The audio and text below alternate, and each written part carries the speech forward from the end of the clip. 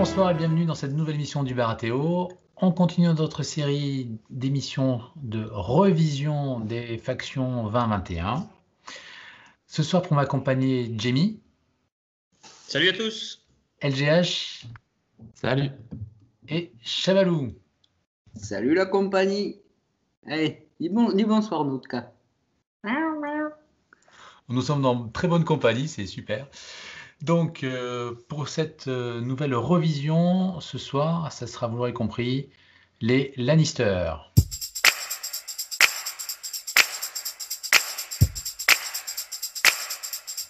Je miaule. On attaque tout de suite avec les cartes génériques du deck. Avec la première, celle qui est un peu pas la devise de la maison, mais la devise officieuse de la maison. Hein. Lannister paye ses dettes. Et ben donc là, c'est une carte qui va lui permettre de les payer tranquillement. C'est une carte qu'on joue au début de n'importe quel tour.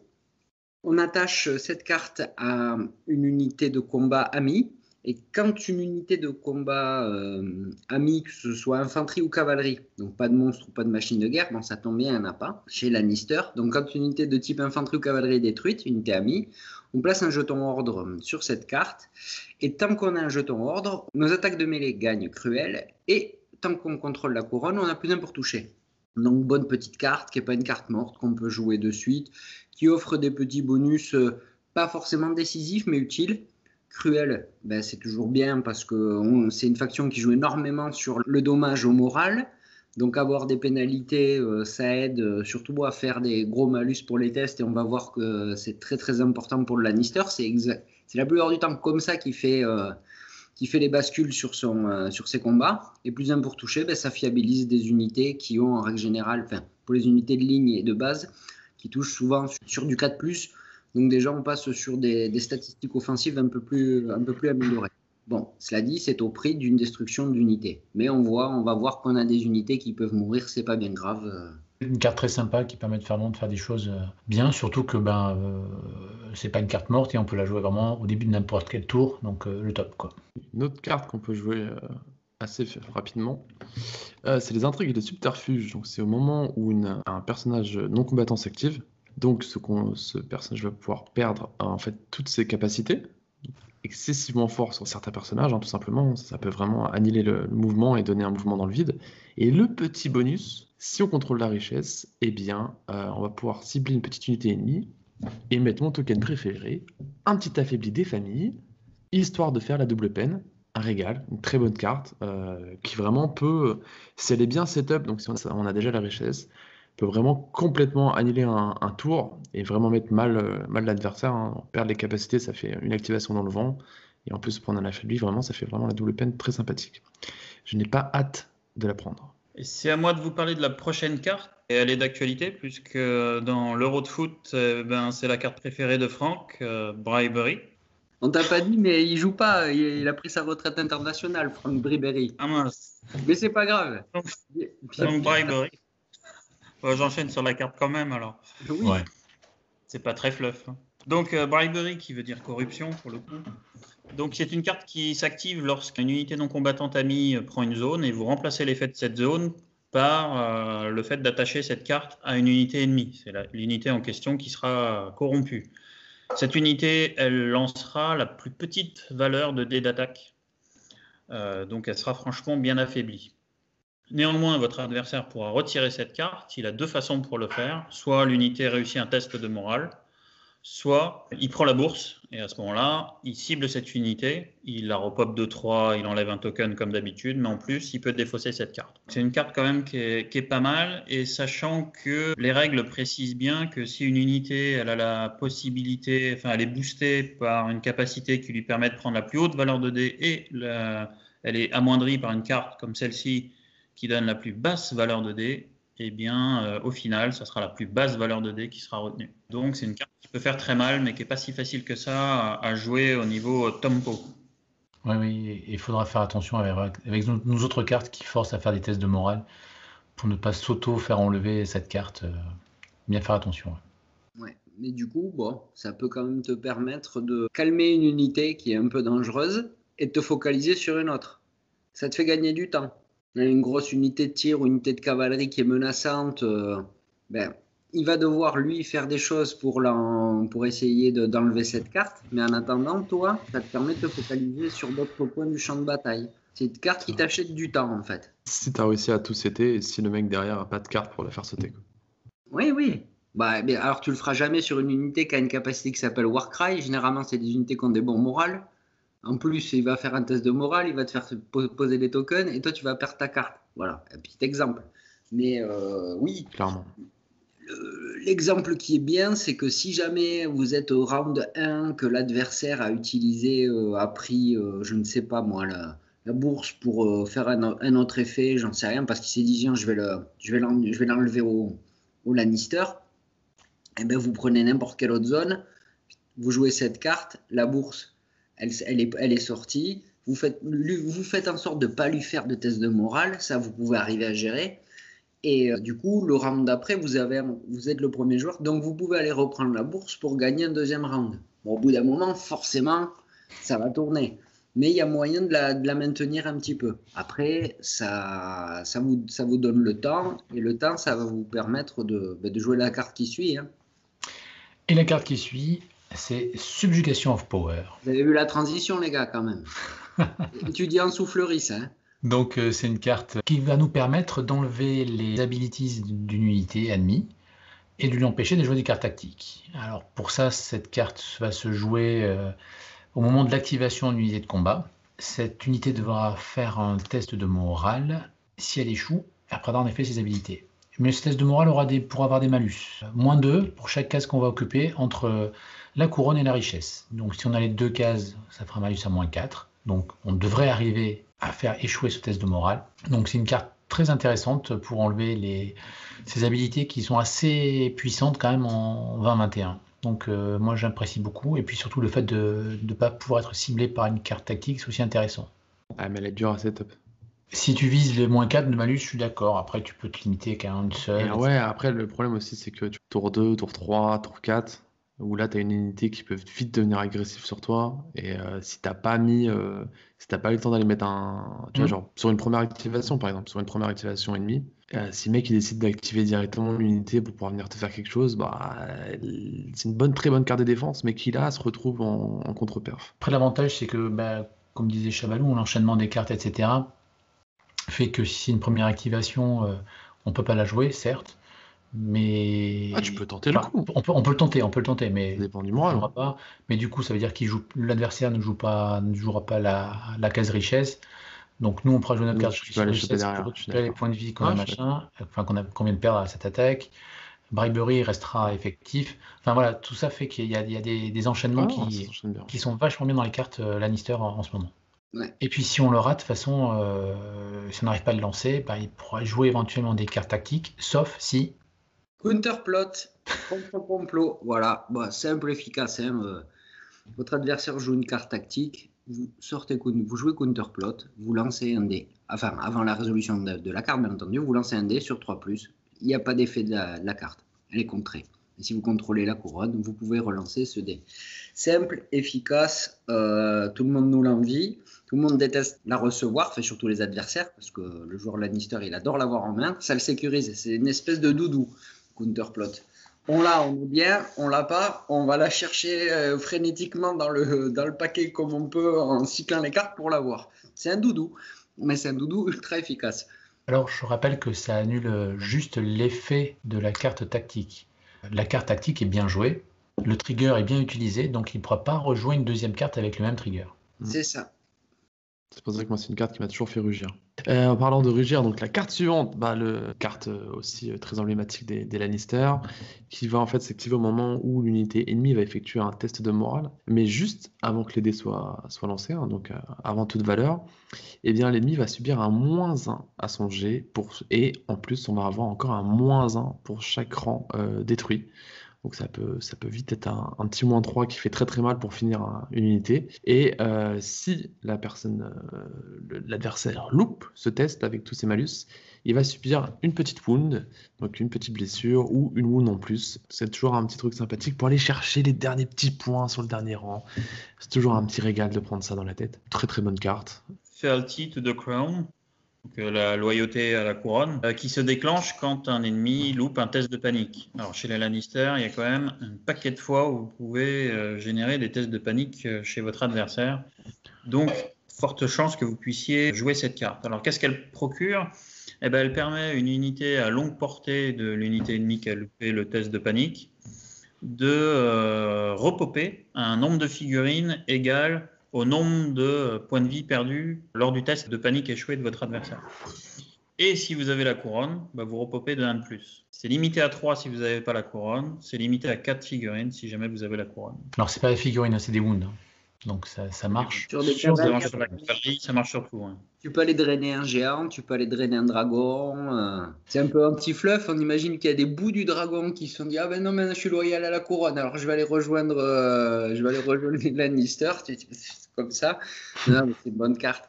C'est l'une des cartes centrales de ce stain de la faction, quoi.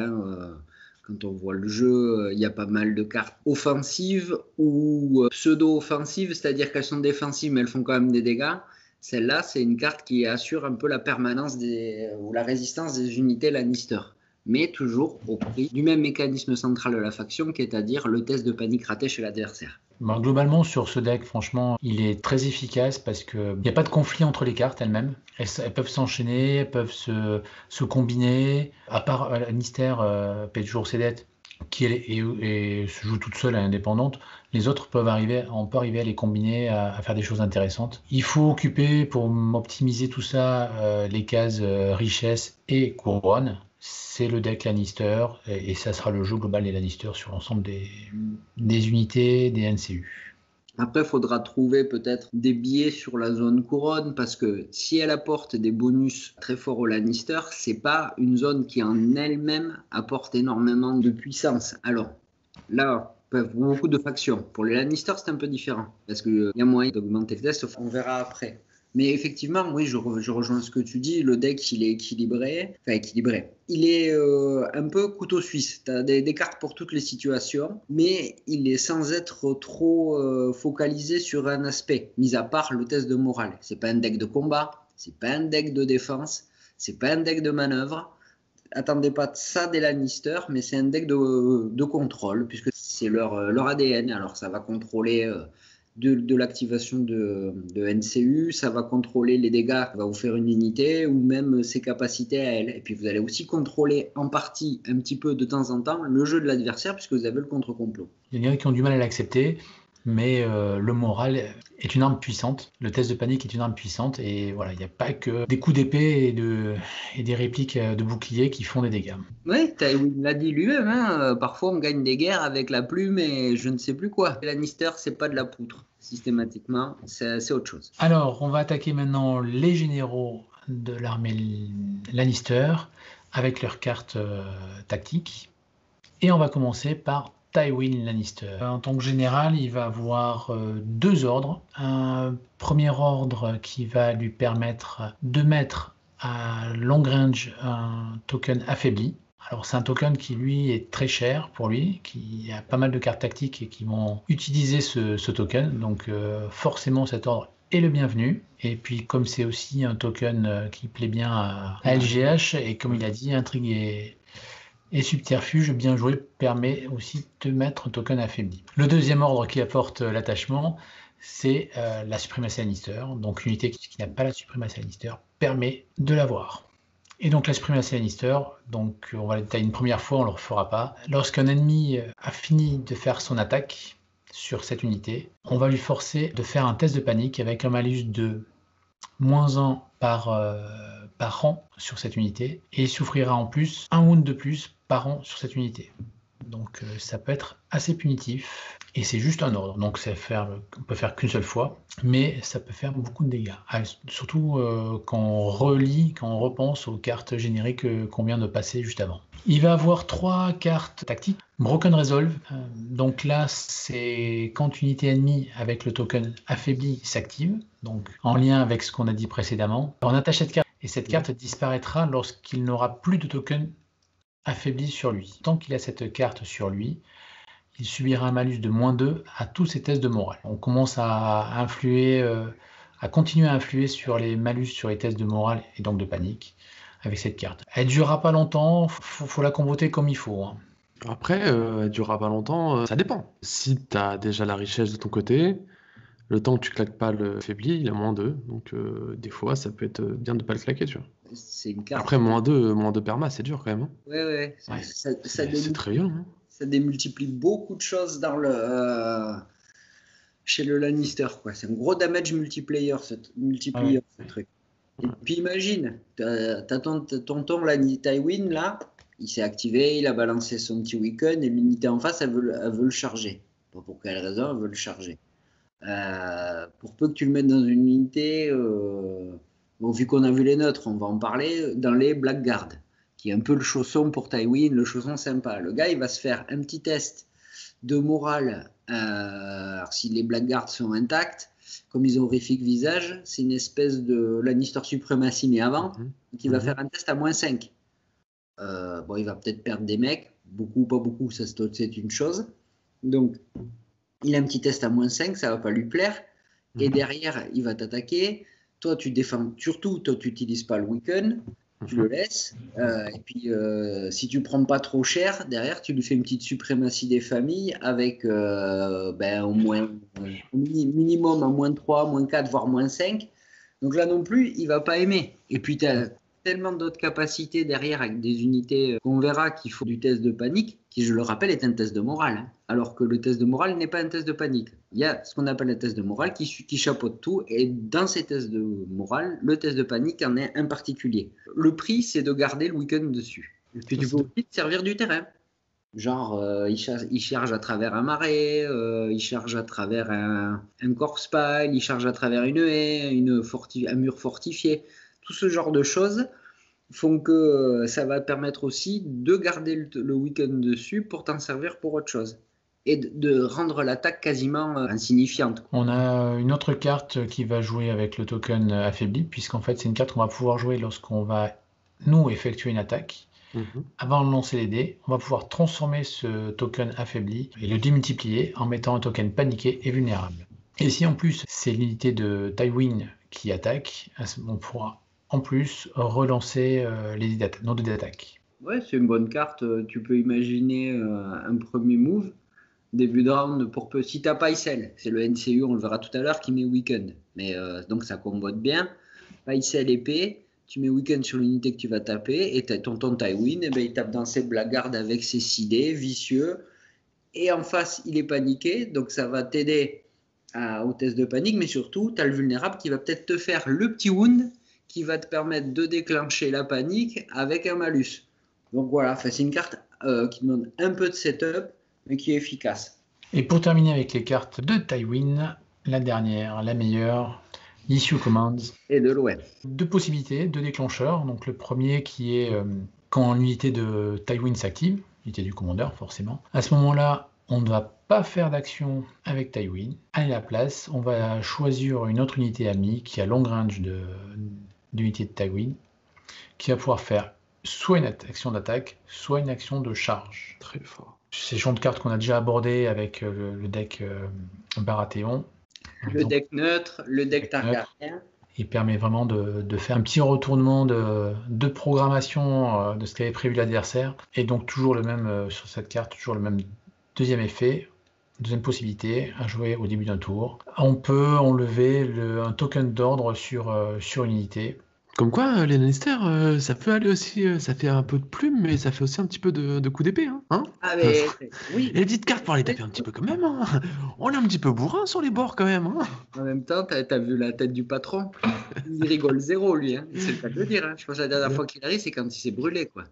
Après, ok, l'attaque peut faire mal, mais là où Lannister fera plus mal, et ce qu'on espère, c'est sur le test de panique suite à l'attaque. Une charge de Casterly, ils étaient positionnés, que le mec a pas vu, il pensait qu'ils attaqueraient que le tour d'après. Ben non, tiens, pim, tu la ramasses. Il va pas vraiment aimer, hein. Au prix d'une activation de notre général qui, en règle générale, a tendance à rester un peu statique. Sur un objet, bien, il attend, quoi. Tywin vient à mourir. Drame, mais ça peut arriver. Cette carte n'est pas morte, puisque de toute façon, on peut remettre un ordre. Donc, par exemple, une suprématie Lannister qu'on a utilisée, le mec, il se dit, bon, Ça y est, la première suprématie est passée. Pim, ben non, il y en a une deuxième.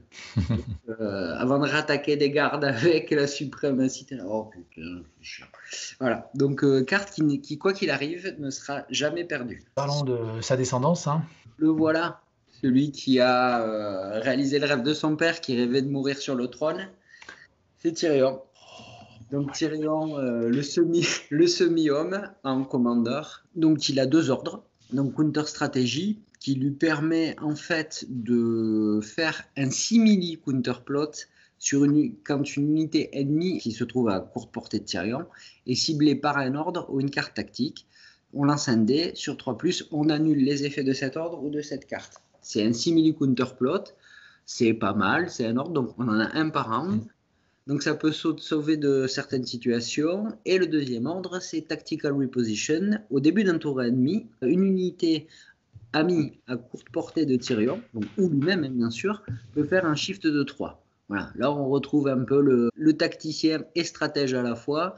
Donc on se redéplace, ça peut permettre de se mettre en position, de sortir d'une portée de charge. Enfin, il y a pas mal de choses à faire avec cet ordre-là. Et c'est bien dans le côté Tyrion, c'est-à-dire que c'est de la finesse lui. On a vu son père, c'était déjà un peu plus brutal. Lui, il est plus dans la finesse. Et on va le voir avec ses cartes. Après, le contre-stratégie reste difficile à cause de son short range. C'est la difficulté, mais après, le tactical reposition, c'est énorme. Bah après, ça peut se combiner. Hein. Début d'un tour ennemi, oui. tu fais des 3, tu te retrouves à short, et puis s'il joue une carte, tu peux lui contrer.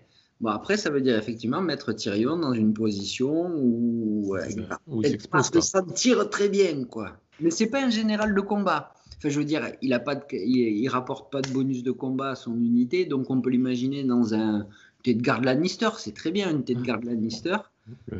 Tu le fais crapahuter, il marche. Il fait 8, tac, tactical reposition, il a fait 3 de plus, il a 11, et il a poussé sa short range à 6. 8 et 6, 14 plus 3, 17, voilà. Depuis ta ligne de départ, tu as une zone de 17 où tu peux commencer à faire ton compte stratégie.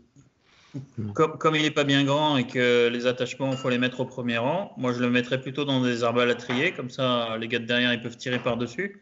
Oui. Et effectivement, c'est quand même pas mal parce que ça les fait bouger de 5 pas, quoi, les mecs, du coup, en plus de leur portée.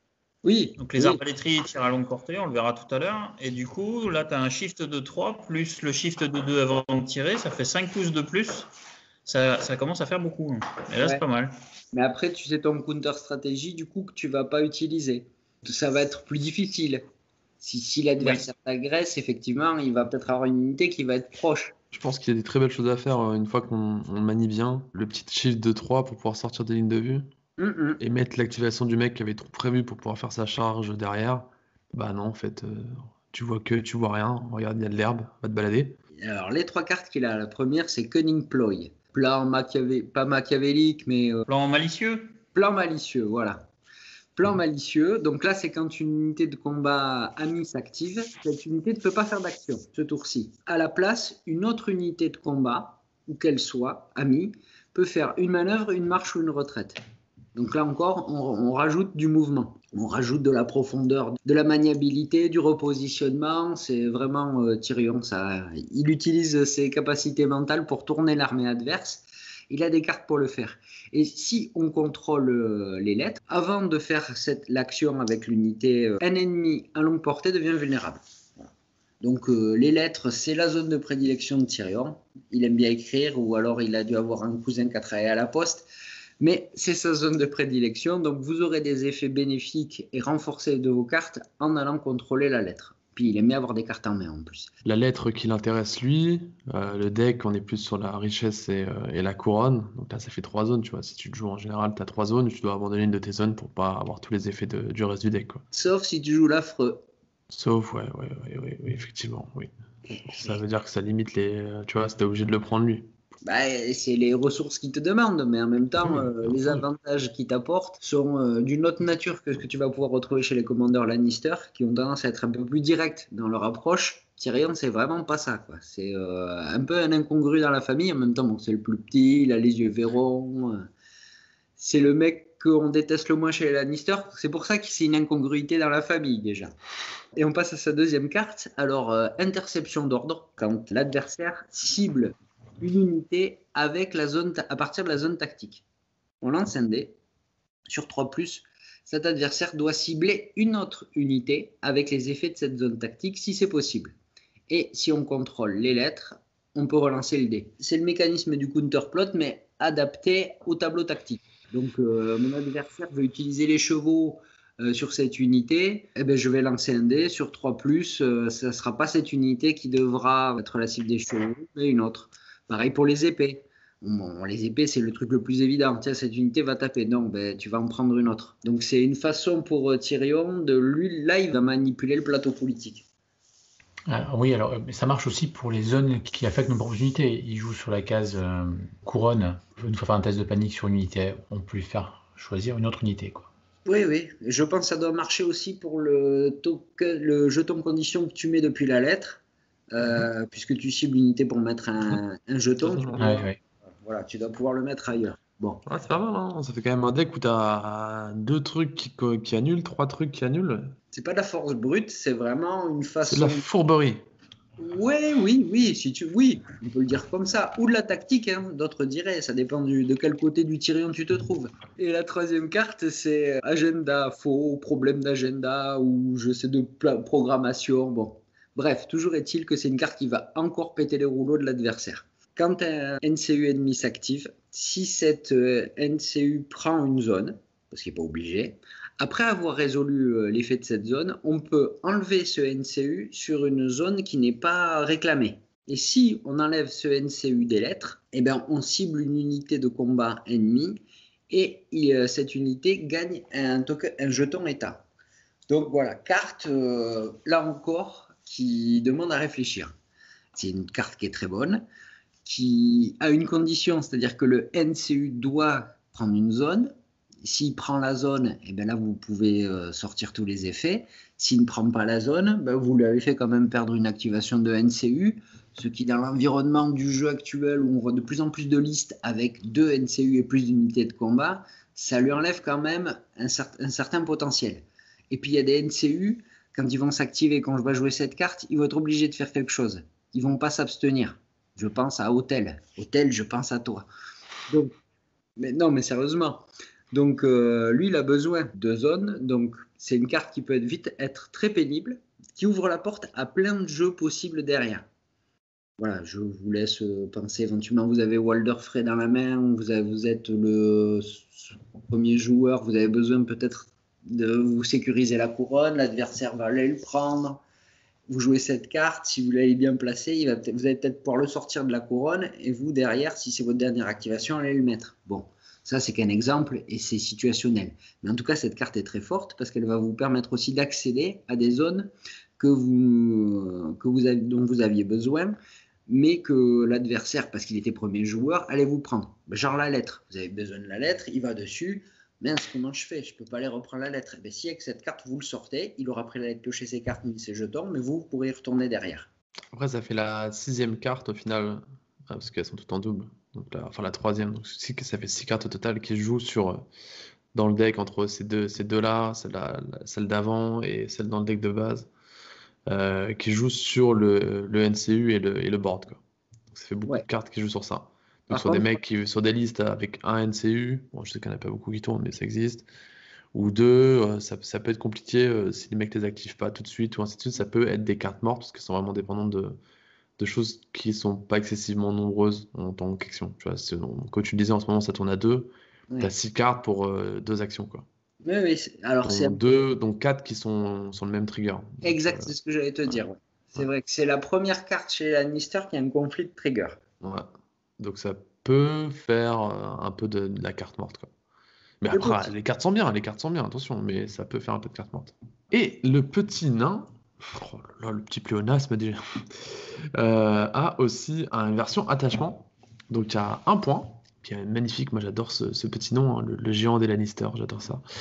Donc pour 1 point, on obtient un petit ordre et en fait on récupère l'ordre qu'il a de général. Voilà, tout simplement. Donc le même, pour rappeler le counter stratégie à short, on va pouvoir canceller un ordre ou une carte tactique sur un 3+. À titre perso, je pense qu'il y a mieux pour un point, parce que c'est situationnel, il faut être à short, donc sinon il faut le mettre dans une unité qui va aller un peu castagner. On peut mettre mieux pour aller castagner dans ce cas-là que cette carte-là. Elle est un peu trop situationnelle, à mon goût personnel. Oui, la pour être concurrence dans va le être dure pour ces 1 point. Ouais. Et en plus, quitte à prendre Tyrion, entre l'attachement et la version générale, ça fait plus rêver la version générale, quoi. Il est Ouais. plus grand dans sa version générale. Ouais, parce que tu peux l'avoir pour gratuit, hein. Tu le mets dans des Stormcrow, une t'es à 5 points, tu la propulses un peu. C'est vrai. Voilà, C'est vrai, tu peux l'avoir. Ouais, non, il y a toujours ces cas-là, mais est-ce que tu peux pas mettre un truc mieux gratuit dans tes Stormcrow? Ah ben ça dépend, un micro counterplot, je dis pas non, moi, hein. C'est sûr, mais un micro counterplot à short, ça peut être compliqué, ça peut générer aussi des erreurs de devoir aller se mettre à short, bah, une petite ligne de vue qui traîne, un truc à, tu vois. Et sinon, vous pouvez jouer son frangin, Jaime Lannister en général, qui est un excellent général comme on allons le voir, donc comme Il est nous allons derrière le toi. voir. Il est derrière toi, Parfait. fais attention. Il est là. Allez, il me chauffe. Il y a ton homonyme. Il est partout. Ça doit être un fan qui regarde les émissions. Il est fan que de lui-même quand même, hein. Jaime Lannister en attachement, quand il est général, il a 2 capacités. La première, c'est Counter-Strike, qui est répandu quand même chez certains personnages, qui fait que à chaque fois qu'une unité vous attaque, à chaque fois qu'elle loupe, enfin pour tous ces jets d'attaque échoués, eh ben, elle se prend des touches en retour. Et l'autre capacité, Disrupt, l'ennemi va avoir plus de mal à vous toucher puisqu'il a un malus de -1 à ses jets de dés d'attaque. C'est fort, surtout que les unités Lannister, elles peuvent avoir des bonnes armures, donc ça peut commencer à faire des unités difficiles à toucher et qui encaissent en plus. Maintenant, les 3 cartes tactiques de Jaime Lannister en tant que régicide, il faut savoir d'abord que ces 3 cartes tactiques, elles ont 2 façons de se jouer. Soit on les joue et elles ont un effet en lien avec l'unité de Jaime Lannister, soit on les joue juste pour les défausser et piocher une nouvelle carte.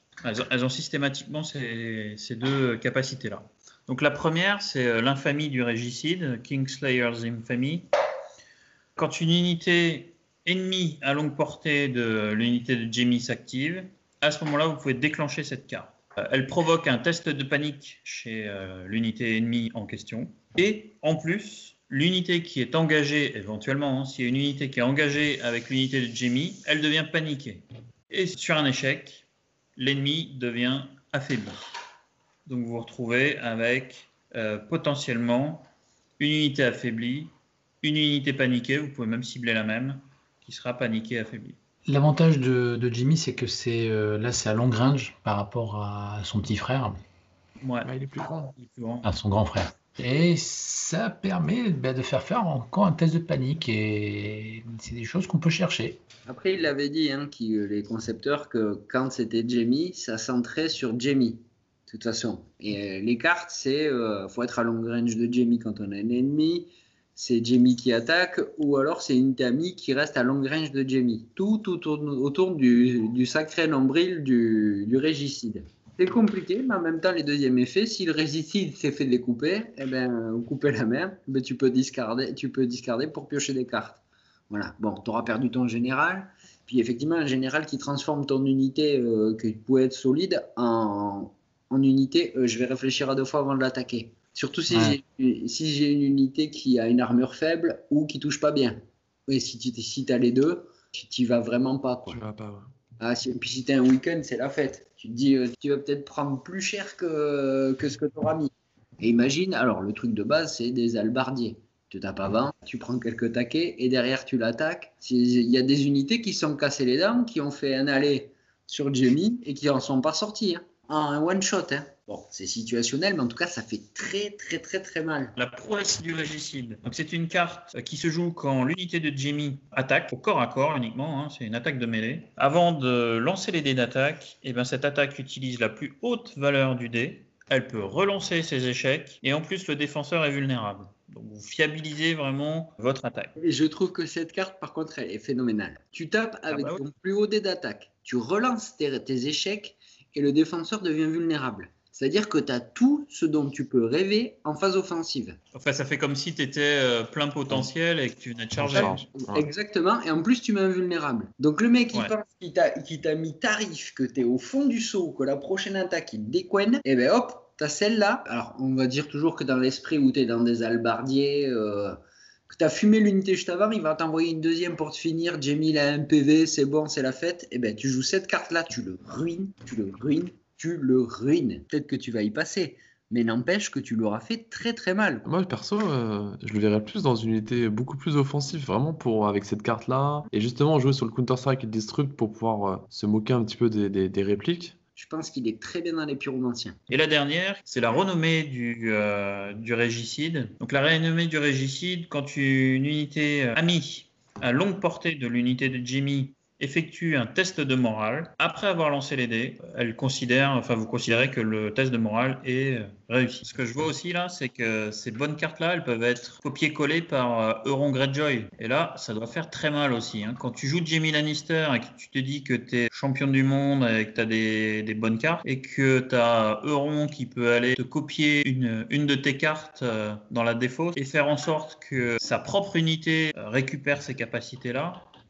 On va enchaîner avec les versions attachement non générales. Donc la première, le jeune lion, à 2 points. Alors on verra les attachements qui ont la capacité de donner plus 2 au test de morale, en général coûtent 2 points.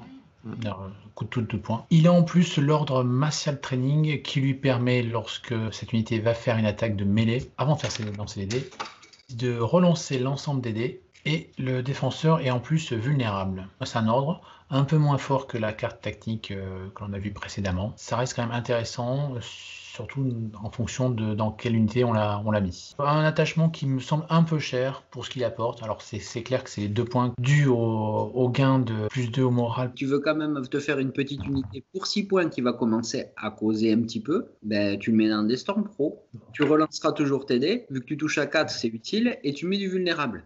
C'est pas cracra. Et un petit stalwart pour passer de moral 7 à moral 5, c'est bien. Hein. Et ça te coûte qu'un point. Moi, je préfère la version qui arrive là. La version garde. Alors, raconte-nous tout, alors, si c'est ta préférée.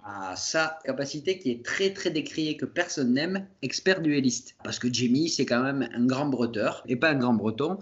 Il aime bien se battre à l'épée, faire des duels et castagner tout ce qui passe en 1 contre 1. Et donc, il a cette capacité-là. Avant d'attaquer, on fait soit un wound sur n'importe quoi, ou si on cible une unité d'infanterie, on peut cibler l'attachement d'infanterie qui est dans cette unité, dans l'unité du défenseur, et lancer un dé. Sur 3+, on détruit l'attachement. Par exemple, un général, hein. Voilà, 3+. Et la deuxième capacité qu'il a, c'est Counter-Strike. Donc on l'a vu, hein, chaque fois qu'il y a un échec, l'adversaire prend une petite touche. Donc le petit, déjà, sa capacité expert duelliste en elle-même, elle peut faire tourner des parties assez facilement. Ne serait-ce que si vous l'amenez au bon endroit, vous dites à Jamie, voilà, ta mission, c'est d'aller décoigner le général d'en face. Bah, il va y aller. Hein. Et puis, il a la Counter-Strike pour durer un peu. Si jamais il a raté son premier expert duelliste, si le duel dure un peu, bon, ben, il pourra faire payer l'unité qui va l'attaquer via Counter-Strike. Donc, très bien, très bien. Et là encore, je le redis, 6 points dans des Storm Pro. Je pense on a vu la moyenne. Là, on voit l'ultime, et après, on voit... L'a pas autorisé. L'a pas autorisé, ouais. L'a pas autorisé, de toute façon, on l'a pas vraiment joué. Hein. Jamie, le mi-main en otage, version Kickstarter. C'est pas le mi-main, c'est l'otage mutilé. Il a qu'une main, hein. Il est mi-main. Il m'a croisé quelque part, il lui arrivait une bricole. Sa main, elle est tombée comme ça. Il a 2 capacités innées. Donc déjà, on va commencer par sa façon de se déployer. Donc c'est avant le déploiement, on va attacher Jamie à une unité d'infanterie ennemie. Et on va ignorer toutes les règles d'attachement, ainsi de suite. Donc si on a déjà 1 ou voire 2, on pense à des Stark par exemple, on le met quand même dedans, on ignore toutes les règles. Et donc 2 capacités innées, donc le fait que c'est un otage de valeur quand même, le petit. Donc l'unité dans laquelle il va être va gagner un petit +1 de morale. On est très content de donner du moral en plus aux adversaires, c'est toujours un régal.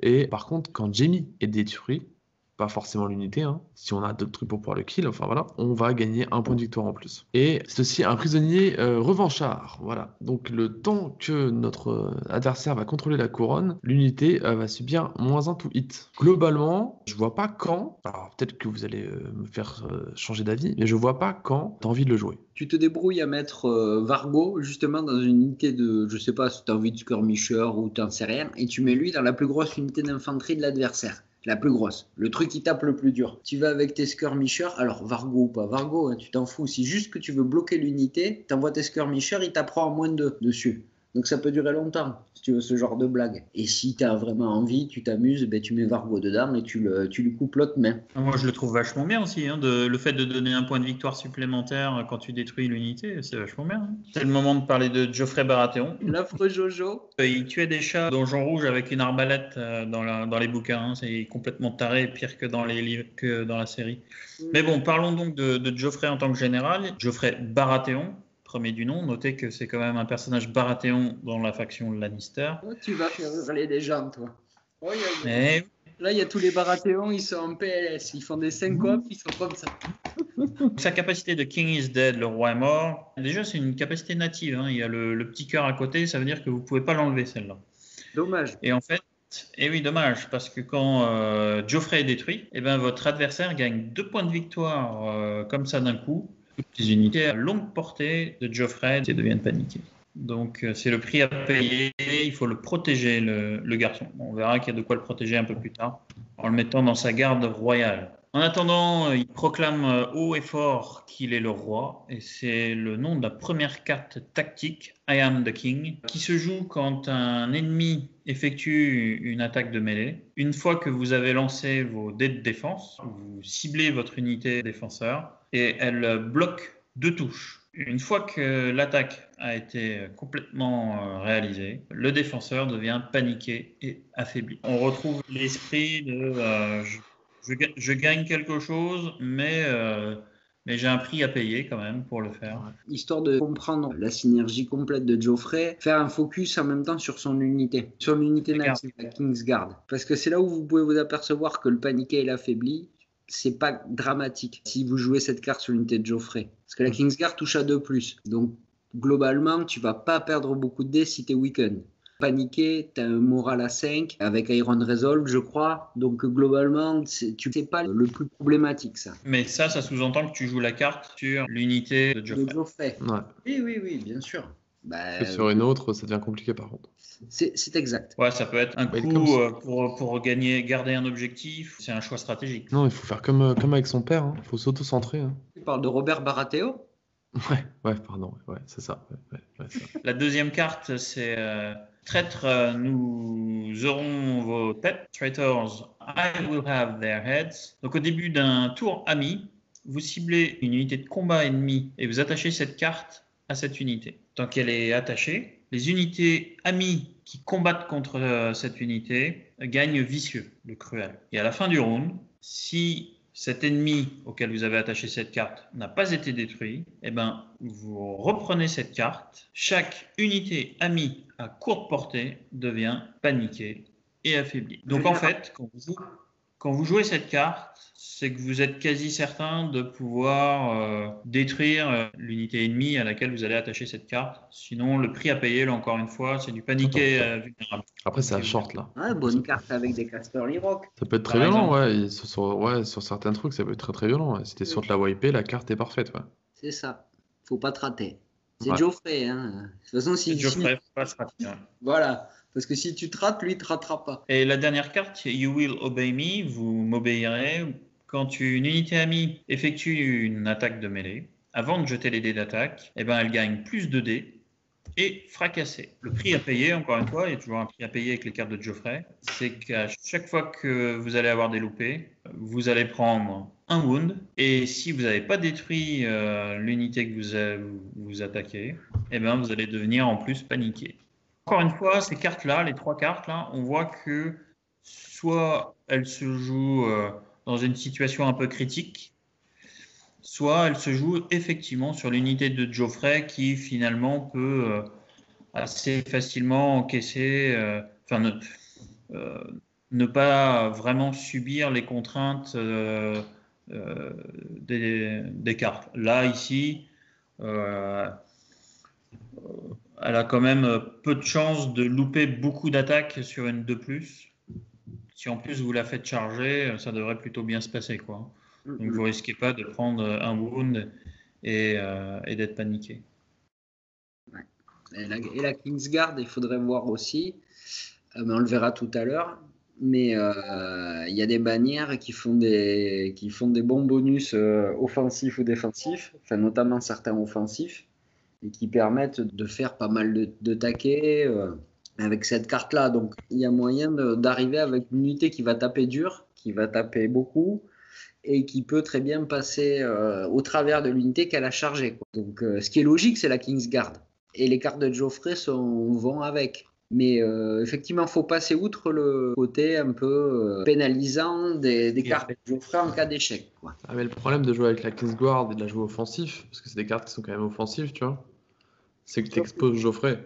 Et que le mec, s'il y a un sniper qui traîne quelque part, ça va être plus compliqué, ou même, enfin voilà, ça t'expose, tu l'exposes, donc forcément, plus tu l'exposes, plus tu prends un nombre de risques augmenté de te le faire wiper et de filer beaucoup de points de victoire. Ouais, et puis Alors, Geoffrey, il aime dans pas sa les King, c'est pas armées qui facile, tirent. mais Il aime pas les armées qui tirent, il aime pas les dragons, il aime pas tout ce qui fait du wound direct ou du dégât à distance. On complétera l'analyse de Geoffrey lorsqu'on fera l'unité. On continue avec les généraux et donc on va continuer avec le Grand Moineau. Le Grand Moineau qui est enfin sur les tables puisqu'on ne le connaissait pas en version attachement. Ce sera un petit barrel portatif avec la règle qui lui permet de donner à toutes les unités amies un +1 au test de morale à short range. Et il va avoir un ordre qui va permettre à cette unité, lorsqu'ils feront des attaques de mêlée, de gagner Vicious et d'utiliser la plus haute valeur de dés d'attaque. Donc bizarrement, il est très offensif et on verra avec l'ensemble de ces cartes qu'elles vont aussi comboter avec les unités qui ont la foi, puisque on va jouer sur le moral. Le mec en pyjama, là, il rigole pas trop, quoi. voilà, clairement. Non, franchement, il est costaud. Et donc on va voir avec ces cartes tactiques, donc miséricorde de la mer, donc cette fois on va repoper des points de vie. Donc quand l'unité amie s'active, on va faire un test de morale. Donc évidemment si on est sur des unités qui ont la foi, c'est encore mieux parce qu'on va gagner des tokens, on verra avec les unités. Et donc on va pouvoir restaurer 2 wounds plus 1 wound par rond détruite, donc entre 2 et 4 wounds. Et si on rate le test de morale, on restaure quand même un wound. Donc les wounds sont chers en 2021. Donc récupérer 4 wounds, ça fait mal. Plaisir. La protection du père.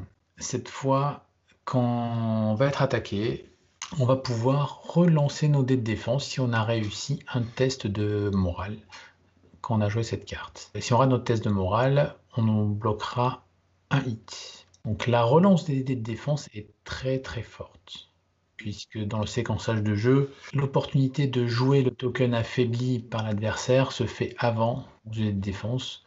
Donc à partir du moment où on utilise cette carte, l'adversaire ne pourra pas jouer de token vulnérable, et donc ça booste encore plus cette carte. Alors évidemment, si on le rate, on bloquera qu'un hit. Tu mets un petit week-end sur l'attaquant, ou s'il a pris un petit bribery, ou je ne sais quoi, tu vois. Tu te retrouves comme ça, le mec déjà il attaque avec pas beaucoup, tu lui fais relancer, et tu lances tes défenses, et après, même s'il fait le vulnérable parce qu'on a réussi, toi tu relances derrière. Donc il y a peut-être moyen même que l'attaque était partie pour te faire un peu de dégâts, elle te fasse rien du tout.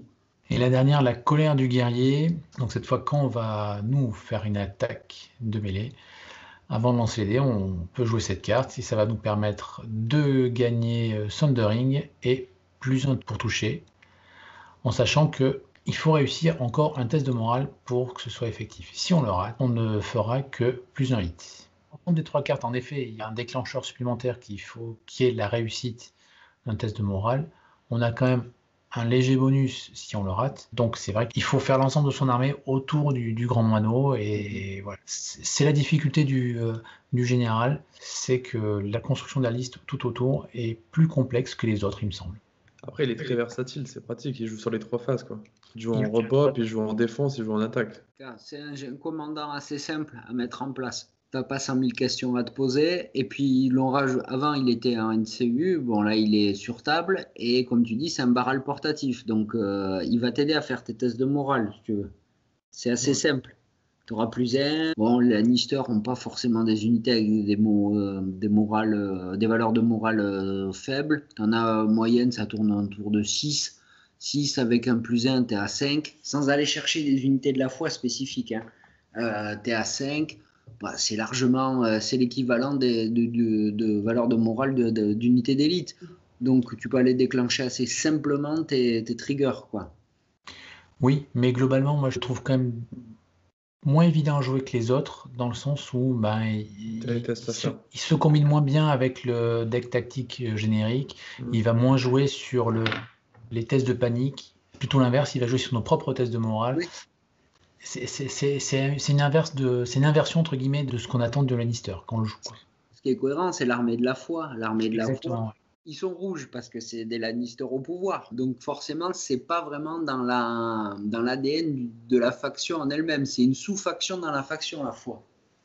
Donc c'est pas incohérent que ça se joue un peu au détriment de ton deck de base. Après, le seul problème que moi j'ai avec ce général-là, c'est que tu rentres une partie d'aléatoire. Même si tu peux faire des choses pour améliorer ton moral, tu auras toujours des moments cruciaux où tu devras faire un test pour avoir ton bonus. Et là, ton bonus, t'es pas sûr de l'avoir, vu que tu dois renseigner un test avant.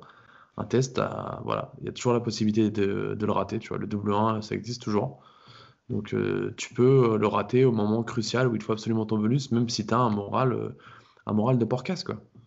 Donc, c'est le seul petit bémol, c'est rentrer de l'aléatoire. Et je peux vous dire que ce dernier mois, j'ai appris que moins tu jettes de dés, moins tu as de problèmes. On enchaîne sur un monsieur délicat, sûrement la version la plus subtile de tout le setup Lannister, celle où il faut le plus de réflexion et de subtilité sur les cartes. Donc, bien entendu, Gregor Clegane, la montagne. Première chose à savoir en tant que général, c'est que il va affilier l'unité où il va se trouver à la maison Clegane, et on va le voir par la suite que presque toutes ces cartes ont des impacts sur les Clegane.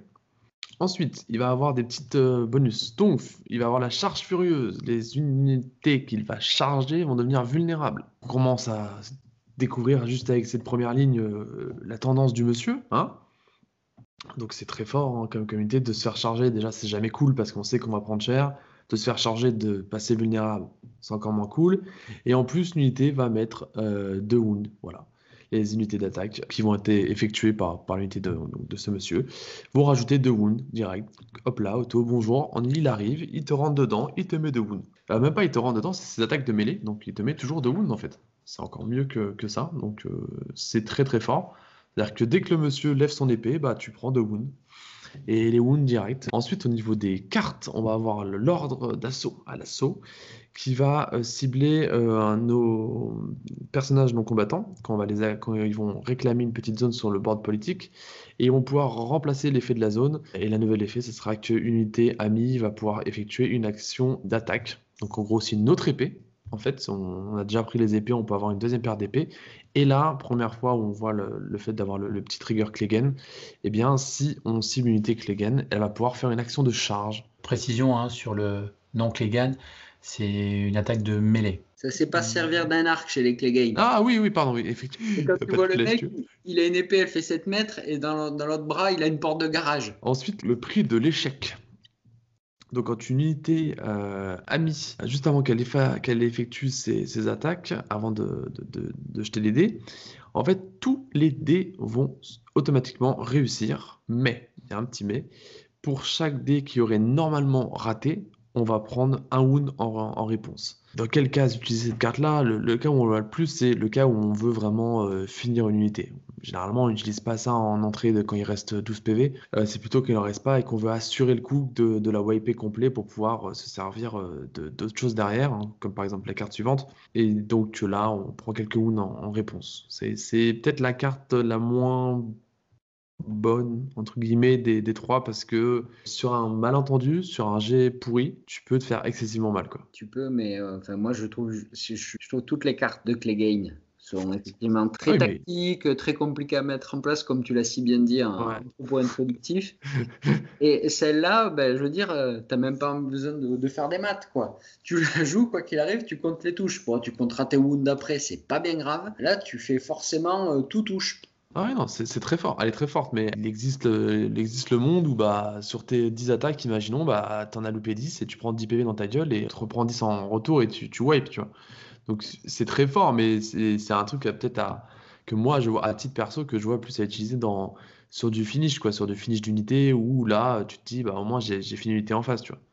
Ouais. À Si tu noter, rentres par ça. contre, que ça fonctionne au tir. Et enfin, la dernière carte, l'Overrun, donc qui est une carte qui existe ailleurs. Donc, quand une unité amie va faire un search force, donc une percée, au lieu de l'effectuer, en fait, il va pouvoir effectuer une action de charge. Donc ça, c'est assez génial, au lieu de faire le petit mouvement, juste de pouvoir recharger derrière. Et en plus, si ça cible une unité avec l'affiliation Clegane, on va pouvoir relancer n'importe quel dé de distance de charge. Tu rentres avec l'unité de Grégor, le mec il devient vulnérable, tu lui mets 2 wounds dans la tête, tu mets un petit Price of Failure si t'es chavalou parce que tu kiffes la carte. Parce que je l'ai mis dans des pyromanciens, c'est pour être sûr. Voilà, tu wipes tout ce qu'il y a devant et après tu refais une charge derrière. Enfin, c'est magnifique, tu peux snowball. Si t'es super bien placé et que le mec est super mal placé, tu peux wiper énormément de monde d'un seul coup. Il n'y a même pas C'est un besoin régal. qu'il soit mal placé, il n'y a plus de pivot, donc maintenant c'est sur une charge frontale en fait. Ouais, mais s'il se prête son armée, tu vois, un peu, si il étend l'armée et que t'as pas la possibilité de charger, tu peux pas charger, tu vois. Ouais, En ouais, gros, faut mettre tes unités à plus de 12 quand tu joues contre Clegane. c'est bien. Comme ça, tu tiens pas les objets et Ouais. il te les tue les unes après les autres. Et là, toutes les cartes qui pourrissent le moral, du coup, on va pas les jouer en attendant, on va les jouer comme booster de dégâts, quoi, pour aider Ouais. à franchir le cut et à finir les unités, pas en Ça. one shot, mais très très rapidement. Ah non, Ça traîne. c'est vraiment très fort. On va chercher des unités qui, du coup, frappent au close. Parler des pyros, en effet, les pyros, même le Price of Failure est super fort avec eux parce que Si tu Ah fais ouais, trop non, ça, c'est très par très fort. contre, tu peux le payer très cher, mais avec les pyromanciens. Par exemple, tu vois, ça fiabilise ton tir avec tes pyros. Tu n'es pas Ah, encore je suis d'accord. engagé, tu étais à short, tu fais ton tir, pop, quoi qu'il arrive, le mec il va prendre 7 touches non sauvegardables avec le vicieux derrière. Quand t'as envie de moins réfléchir et d'être un peu plus brutal, si tu veux pas être moins subtil, si t'en as marre d'être subtil en Lannister, tu sors le petit Grégor pour changer, te détendre un peu, rentrer dans de la violence pure. C'est ça. Franchement, c'est bien que vous ayez ça, c'est une petite bouffée d'air frais, hein. Non. T'as Tyrion d'un côté où tu te fais des nœuds au cerveau et t'as mal à la tête. Derrière, tu joues Grégor, quoi. C'est les deux extrêmes en taille en plus, c'est parfait, tu vois. Et oui, mais je pense que c'est fait pour. Ouais. Et on va enchaîner, tiens d'ailleurs, avec la version attachement. Donc si vous avez des scrupules quand même, hein, à jouer trop de violence brute, vous pouvez la concentrer dans une seule unité. Donc avec Gregor Clegane, le chien fou de Lord Tywin. Alors en plus, c'est bien, il vous donne des indications de list building dans le nom, dans le sous-texte de la carte. C'est-à-dire qu'il serait très bien avec Tywin, par exemple.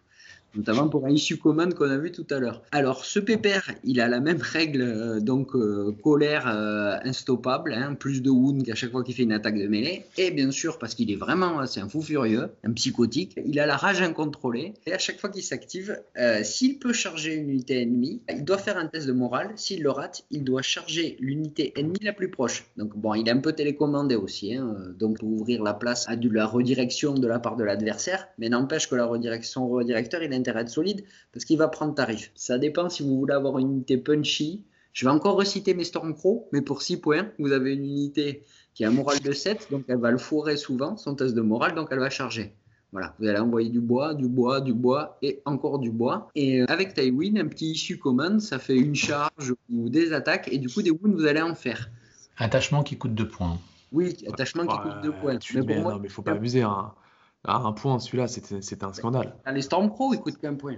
Ouais, dans le Stormcrow, ouais. Quand il loupe son test, en plus, c'est un 6 pour la distance de charge. Ah oui, oui, oui, bah oui. C'est ça, quand tu loupes ton test, tu dois charger, donc il est un peu téléguidé.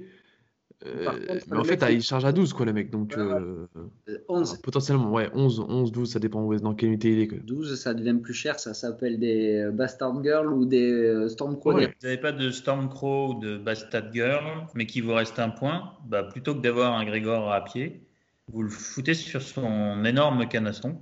Et là, vous obtenez pour 3 points l'attachement Gregor Clegane, monstre monté, qui a exactement la même capacité que celle qu'on vient de voir, la rage incontrôlée. Donc, je ne vais pas la redétailler, celle qui fait charger de loin. Sauf qu'en plus, comme il est à cheval, il est encore plus mobile.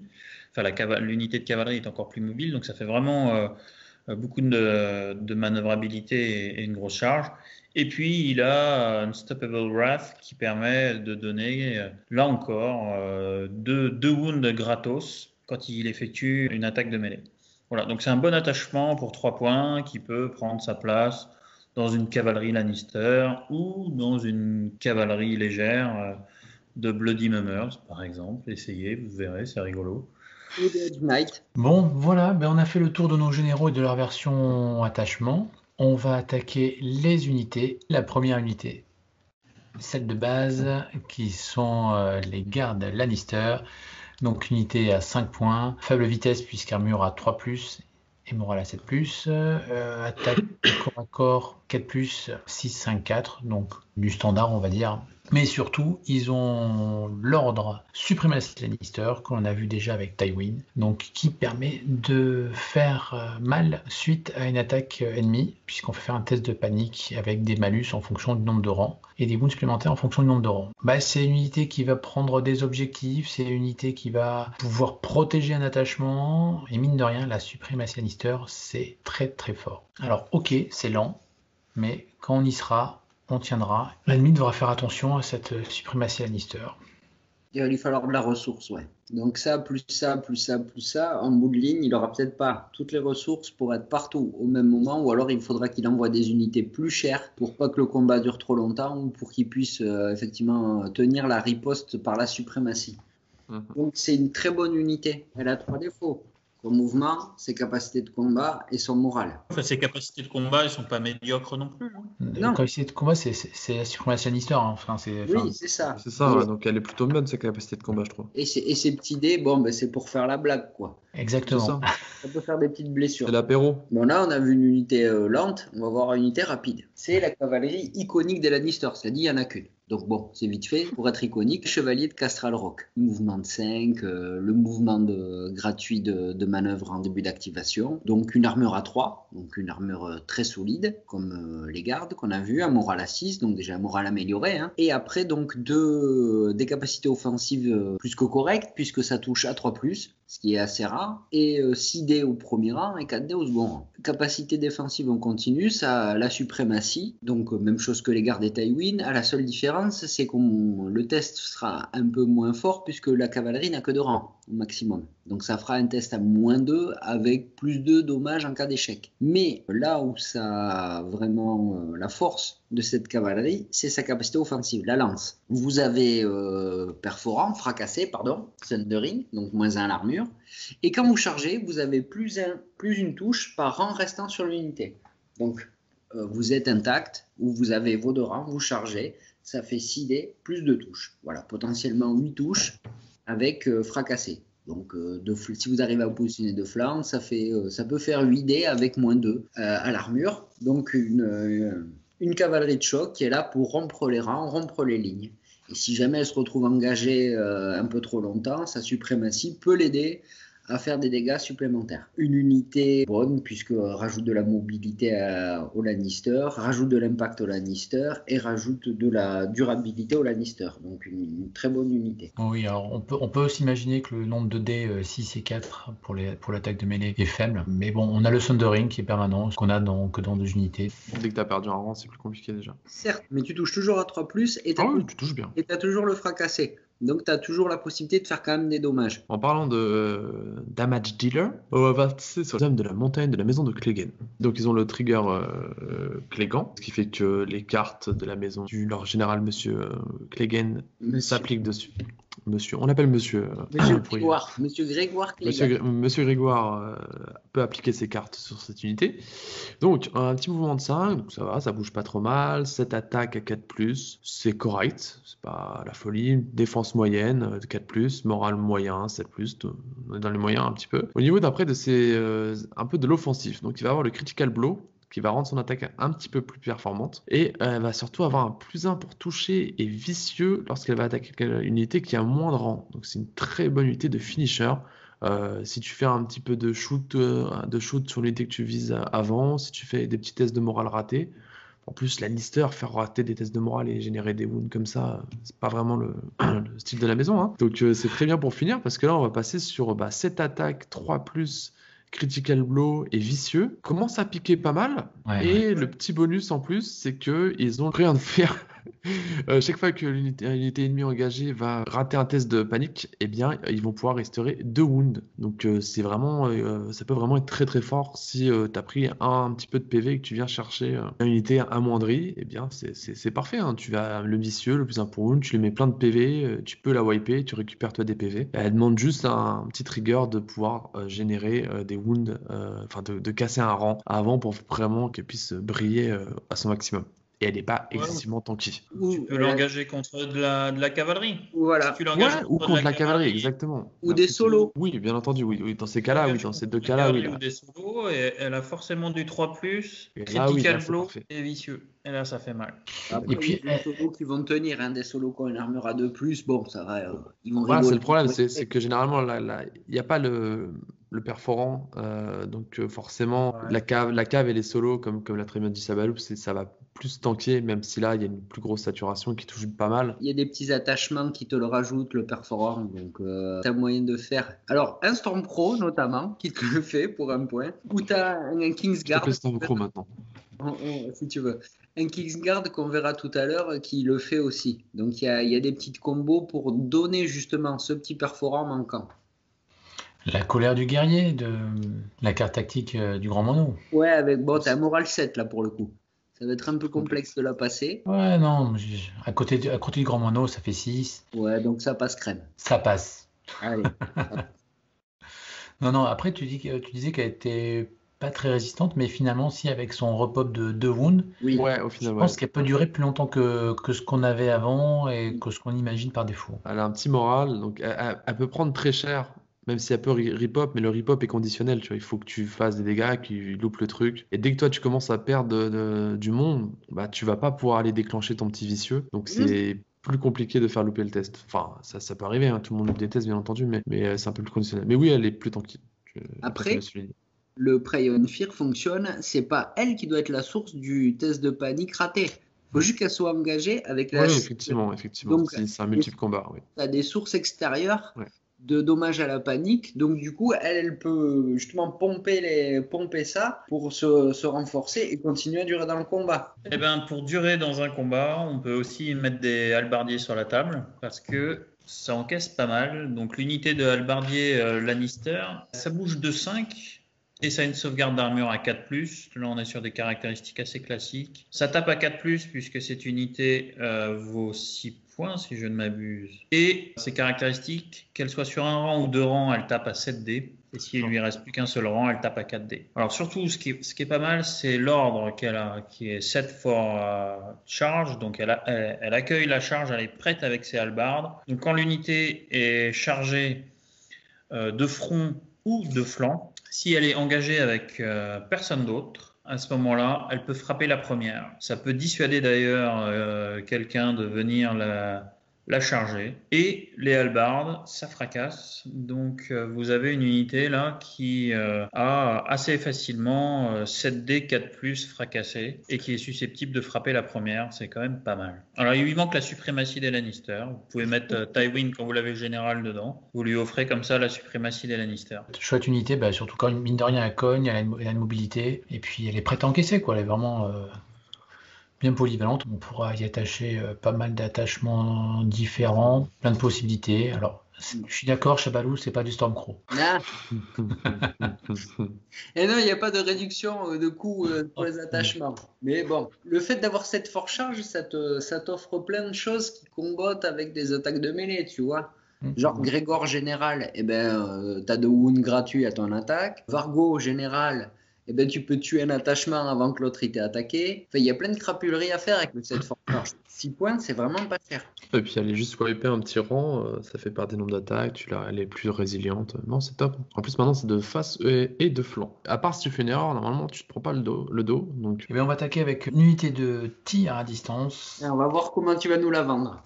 Oh, punaise du rêve. Les arbalétriers Lannister à 6 points. Une belle unité qui a une capacité de mouvement de 5, une armure de 5, un moral de 7, qui touche à long range 4+, 6, 6, 4, et qui en plus a la possibilité d'attaquer au close 5, 4, 3, 5+. Vraiment une très très polyvalente et qui va vraiment impacter dans la partie. Bon, après, il n'a pas de chance, il a quelques bonus qui sont Thundering, hein, bon...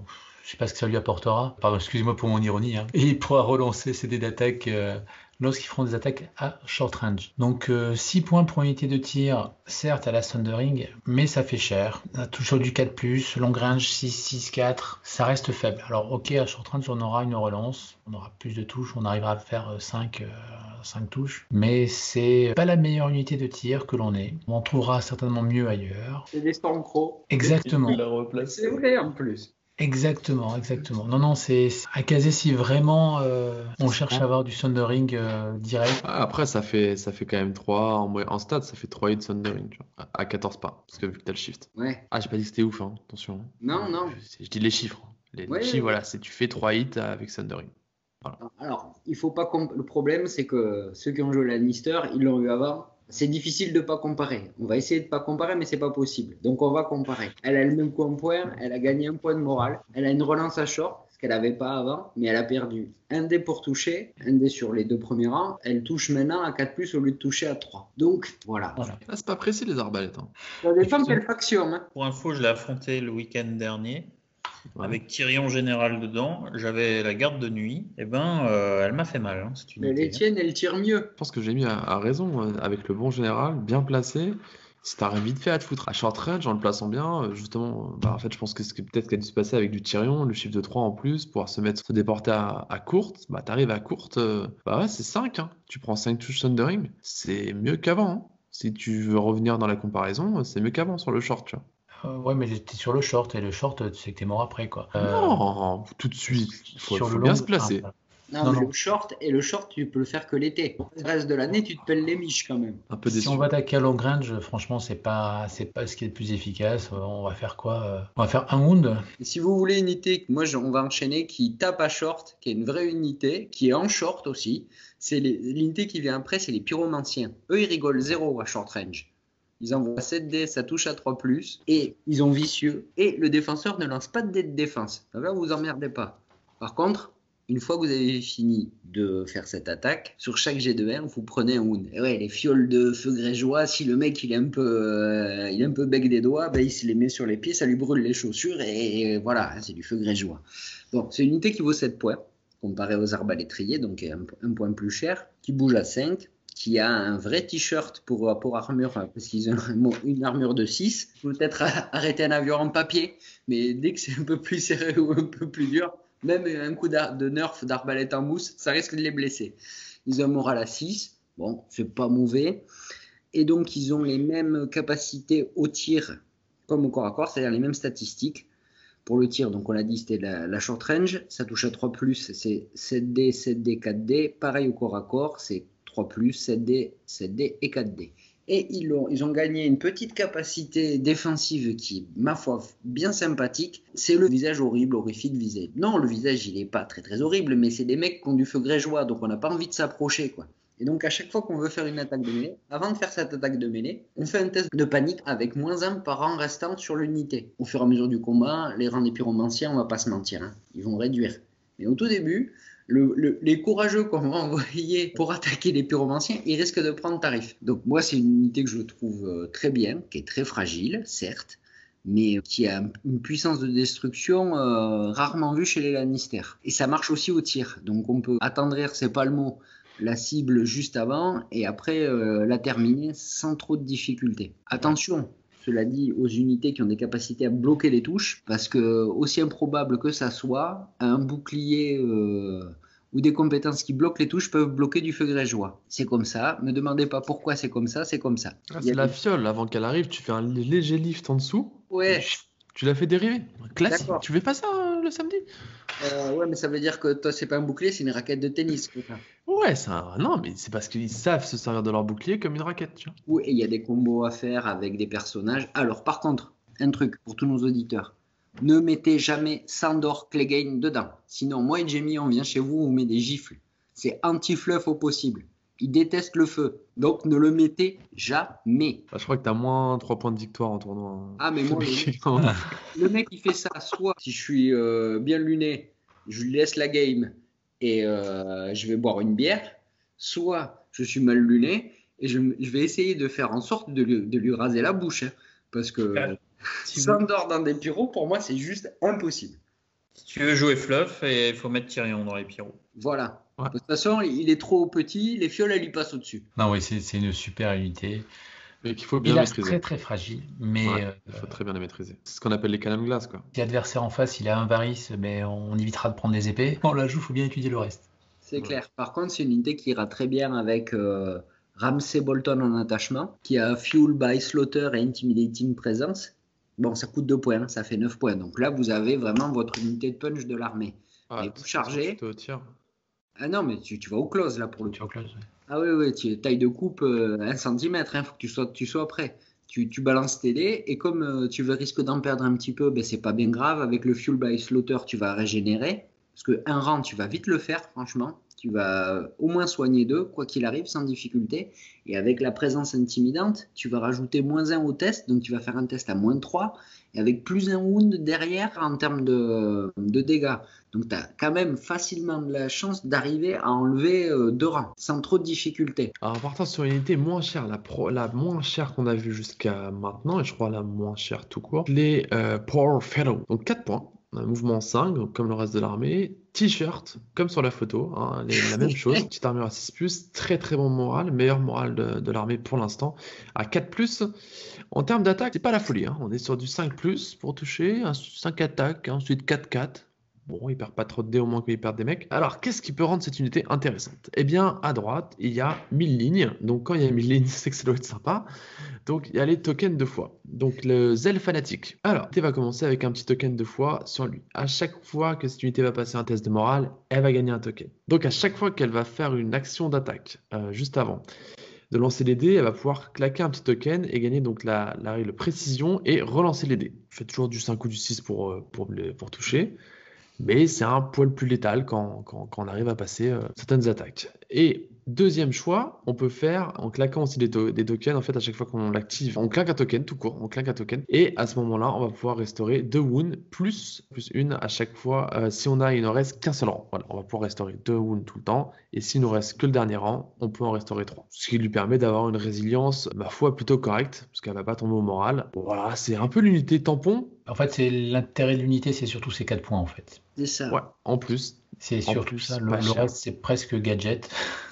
4 points et son moral de 4. C'est une enclume inversée, tu vois, c'est une enclume en t-shirt. C'est bizarre, mais c'est. Même plus en mousse.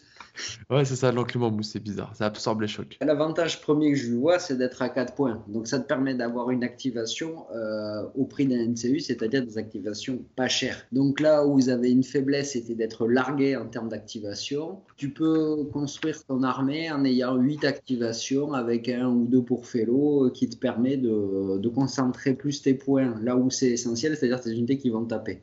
Et d'avoir 2 gardiens de camping sur les côtés ou sur les objectifs et pouvoir sauver des points. Voilà, ça c'est intéressant. Effectivement, cette unité fera plus de miracles, elle tiendra un peu plus longtemps, mais ça reste toujours une armure à 6, donc contre des unités qui frappent beaucoup, même avec pas des scores de touche monstrueux, qui n'ont même pas besoin de sundering. Par contre, des unités qui sont spécialisées dans la frappe, des trucs comme ça, ouais, tu vas les embêter. Alors après, on verra qu'il y a des attachements qui peuvent te permettre, quitte à aller à troller l'adversaire, tu mets un truc qui l'oblige à charger s'il rate un test de panique, et il est obligé de charger des bourfelos ou de charger autre chose. Ça fait une sorte de redirecteur pour 5 points. Ça peut se concevoir comme ça. Ouais, mais après, le délire, c'est que t'as peu de choses qui vont te mettre les 12. Oui, en termes d'attaque pure, oui. Donc, il y a un moral à 4. Donc, s'il n'y a pas du vicieux, du cruel qui tombe et tout ça, majoritairement du temps, tu vas le rentrer. Donc, le mec tombe pas, donc le mec se fait arrêter. Ouais. Derrière, tu reprends 2 PV, le mec t'en reprend 2, suffit que tu aies chopé une petite richesse qui peut te servir en plus dans tes trucs, t'en reprends 5, et le gars, plus jamais il en sort. Hein. Moi, avant de m'être activé, tu vois, c'est le genre de truc, je préfère sécuriser les épées avec autre chose. Parce que même si je remets 3 derrière, je sais pas Ouais, combien il bien va me sûr. rester de PV Bien et sûr. il me lave. Mais oui, Mais après, voilà, c'est une unité de casse-pied. Hein. Et si vous voulez pas jouer d'unité de la foi, vous pouvez avoir foi dans les 7 gardes royaux de l'unité de Geoffrey. L'unité de Geoffrey, pour 6 points, c'est l'unité de garde royale de Kingsguard. Donc c'est simple, cette unité elle est composée donc des 7 gardes royaux, de Geoffrey dedans, et derrière vous placez 4 bannières. Donc c'est une unité qui est considérée comme une unité d'infanterie qui a 2 rangs et 8 points de vie. Elle a des caractéristiques de l'espace, à savoir qu'elle bouge de 5 malgré son armure, qui est une armure de 3+. Donc ça c'est quand même assez fort. Ça tape sur du 2+, autrement dit ça touche assez souvent. Et qu'importe le nombre de rangs, 1 ou 2, vous tapez toujours à 7 dés. Alors notez quand même que le fait d'avoir que 2 rangs, quand même pas un avantage pour que le général puisse tenir des objectifs. Or, il y a quand même quelques scénarios pour lesquels le général doit tenir des objectifs, qui peuvent être contestés par votre adversaire. Voyons les capacités de cette unité. D'abord Counter-Strike, qu'on a déjà vu. À chaque fois qu'elle se fait attaquer en mêlée, à chaque fois que votre adversaire loupe, eh ben, il se prend autant de touches en retour. Et Iron Resolve, la volonté de faire, l'unité, elle a +1 à tous ses tests de panique et elle souffre de -1 perte si jamais elle loupe son test de panique. Rappelons qu'elle a un moral à 5+, donc c'est quand même quelque chose de fort. Bon, ce qui fait la force vraiment de cette unité, c'est les 4 bannières Baratheon que l'on a derrière. Pourquoi ? Parce que au début de l'activation de la garde royale, vous pouvez décider, si vous le souhaitez, de défausser une des bannières. Donc vous allez pouvoir faire ça 4 fois. Si vous défaussez une bannière, et qu'une seule, vous n'avez pas le droit d'en défausser 2, vous pouvez choisir parmi 4 capacités. La première, c'est pendant le tour de l'activation de la garde royale, ces attaques auront frappe critique et fracassé. Critical Blow et Sundering.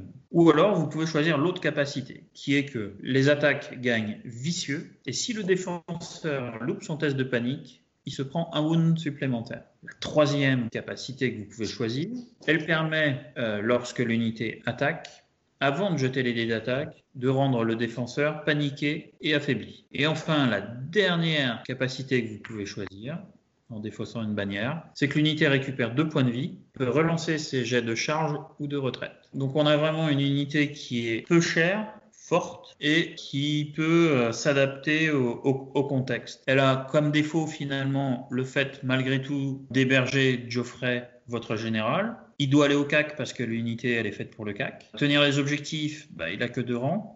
Geoffrey, on rappelle que quand il est général, il donne 2 points de victoire supplémentaires si jamais votre adversaire vous l'élimine. Donc voilà, c'est une unité qu'il ne faut pas placer n'importe où lors du déploiement. Il faut savoir ce qu'on va en faire avant même de commencer le scénario, parce qu'il ne faut pas la perdre celle-là. Oui, elle est très particulière, puisqu'en effet, en lisant les caractéristiques, on se dit waouh, c'est fort. En disant 6 points, waouh, c'est pas beaucoup. Mais bon, c'est vrai que 8 points de vie, des bonus de PV à l'adversaire supplémentaire, c'est. Voilà. Va falloir bien la manier. Et bon, les bannières apportent un petit plus sympa au niveau mécanique de jeu. Ça reste quand même une très bonne unité. Après, effectivement, tu as toujours le risque. Parce que c'est Geoffrey, parce qu'il y a le plus de points de victoire, parce qu'il y a des scénars, clairement, tu ne la joues pas dans Clash of Kings, parce que si tu te la fais buter, il va donner 5 points. 2 points, plus 2 points, plus l'unité. Donc, tu le fais pas. Et pourtant, c'est le roi, tu vois. Mais dans Clash of Kings, tu dis, oh non, attends, je veux pas jouer fluff, hein. Je vais sortir Grégor ou ce que tu veux, mais tu ne sors pas Geoffrey. Les bannières sont bien. C'est une unité qui tient bien en morale, qui fait des dégâts à l'adversaire, qui peut faire des dégâts en permanence. Et les bannières te permettent de t'adapter dans des situations, de sortir de situations un peu compliquées. À contrario tu vois, comme tu dis, ça vaut 5 points sur Clash of Kings par exemple. Et c'est un sacré bait, hein. C'est la moitié du contrat, donc. Ouais, t'as un mec qui est là, donc le mec peut faire des erreurs pour aller le chercher. Et si derrière, tu as les réponses pour sanctionner, ou un peu de redirection avec du Porfello pour aller stocker un peu, ça peut faire très mal. Hein. Or, en dehors de ce scénario qui est un peu particulier, les gens vont se dire ah attends là il y a 3 points, là c'est un tiers, des points à ramener, donc forcément ça peut se jouer aussi d'une façon un petit peu fourbe en mode attirer l'ennemi pour qu'il puisse aller le chercher à tout prix. Et c'est un playstyle très particulier. Tu construis des unités défensives autour ou des unités éponges autour, mais il faut que tu aies de la projection. Tu peux pas concentrer toute ton armée autour de la protection de Geoffrey, sinon... Non, mais tu mets double castle, tu vois, ça détend un peu. Oui, pour entourer, tu vois. Bah, d'abord, tu mets un écran de Porfello devant. Hein. Voilà, parfait le devant en écran, double castle sur les côtés pour pouvoir faire, et après tu mets là. Eh oh, je suis là, viens me chercher, viens me chercher. C'est un tortue, quoi. Voilà, c'est ça. Et on va continuer avec une autre unité de la foi qui sont les Fils du Guerrier, donc à 7 points, qui ont une armure à 4+, morale à 5+, une vitesse à 5. Pour ces attaques de corps à corps à 3+, ça sera 7, 6, 4. Avec la règle spéciale, donc prière de la foi, comme dans l'autre unité de la foi, donc on va commencer la partie avec un pion foi sur l'unité, et à chaque fois qu'on réussira un test de morale, on gagnera un nouveau pion foi. Et ces pions foi, on va pouvoir les utiliser soit en défensif, soit en offensif. Alors en défensif, donc après l'attaque ennemie, on va lancer nos dés de défense, et on va pouvoir faire un bloc automatique, plus 1 pour chaque rang détruit, donc de 1 à 3 blocs. Et en version offensive, ça sera avant de lancer des dés, l'attaque gagnera Sonoring et on pourra relancer nos dés d'attaque. Donc une unité polyvalente, pas si chère que ça, qui va cogner et qui va encaisser quand même. Hein. Oui. C'est-à-dire que si elle est vraiment dans son dernier rang, le mec il va en scier pour la terminer. Et là typiquement, tu parlais du moineau. T'es doté au dernier rang avec le moineau, t'as l'insight qui te permet de taper à ton plus haut nombre de dés, donc tes derniers rangs, tu bloques forcément 3 touches à chaque fois que tu passes un test de morale, donc ça va être long à défoncer, t'arrives à 3, bon c'est quand même assez solide, tu peux taper à ton plein potentiel, et si t'arrives à faire plein de tests de morale, tu pourras taper à ton plein potentiel en relançant avec Sundering, vicieux, et puis derrière tu bloqueras 3 touches. C'est une très très bonne unité. C'est plus du combat traditionnel, c'est une épée, hein, mais et là pour le coup on parlait des capacités qui bloquent les touches. Et ben il y aurait des pyromanciens qui attaqueraient nos amis les Fils du Guerrier, ben, au dernier rang ils bloqueraient 3 touches de feu grégeois, alors qu'ils bloqueraient pas la précision. On va enchaîner et déchaîner peut-être les commentaires là, parce que cette unité elle vient de sortir, elle est toute nouvelle et elle fait déjà crier, à juste titre.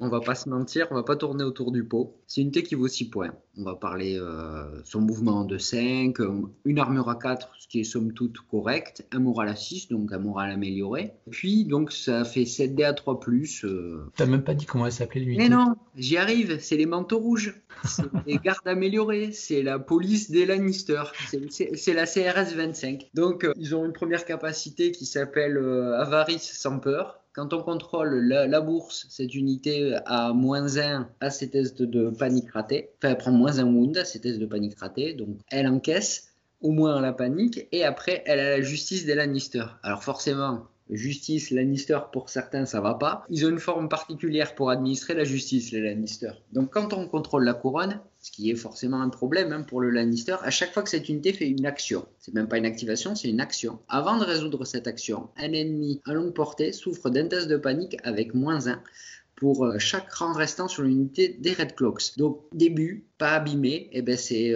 test à -3.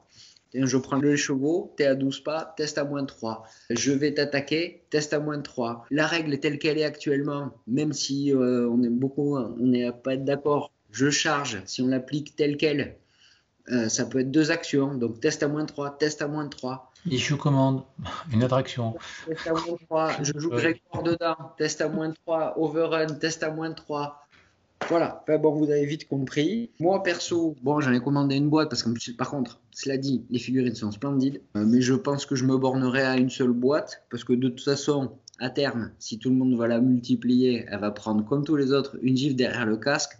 Donc ça changera. Une unité, c'est très bien parce que ça reste fluff. Il faut quand même une unité de garde supérieure qui fait un peu la police. C'est très bien. Il y a plein de combos à faire avec. Et ben elle fait des tests de morale à distance. C'est une couronne portative avec des sacrés malus qui tapent très fort, quoi. 7D3+ pour 6 points. Bah, c'est ce qui m'a surpris, moi. Normalement, une unité à 6 points, c'est 4+. Hein. C'est ça. Après, s'ils nerfent juste ses caracs d'attaque, pour les joueurs de Lannister, on va pas se mentir, c'est le nerf le mieux qu'on peut attendre. Oui. Il fasse celui-là. Oui, vas-y, mais fais les touches à 5+, plus, on s'en cague. Si la Lannister Justice reste ce qu'elle Non, est, elle va changer. Non, elle restera pas.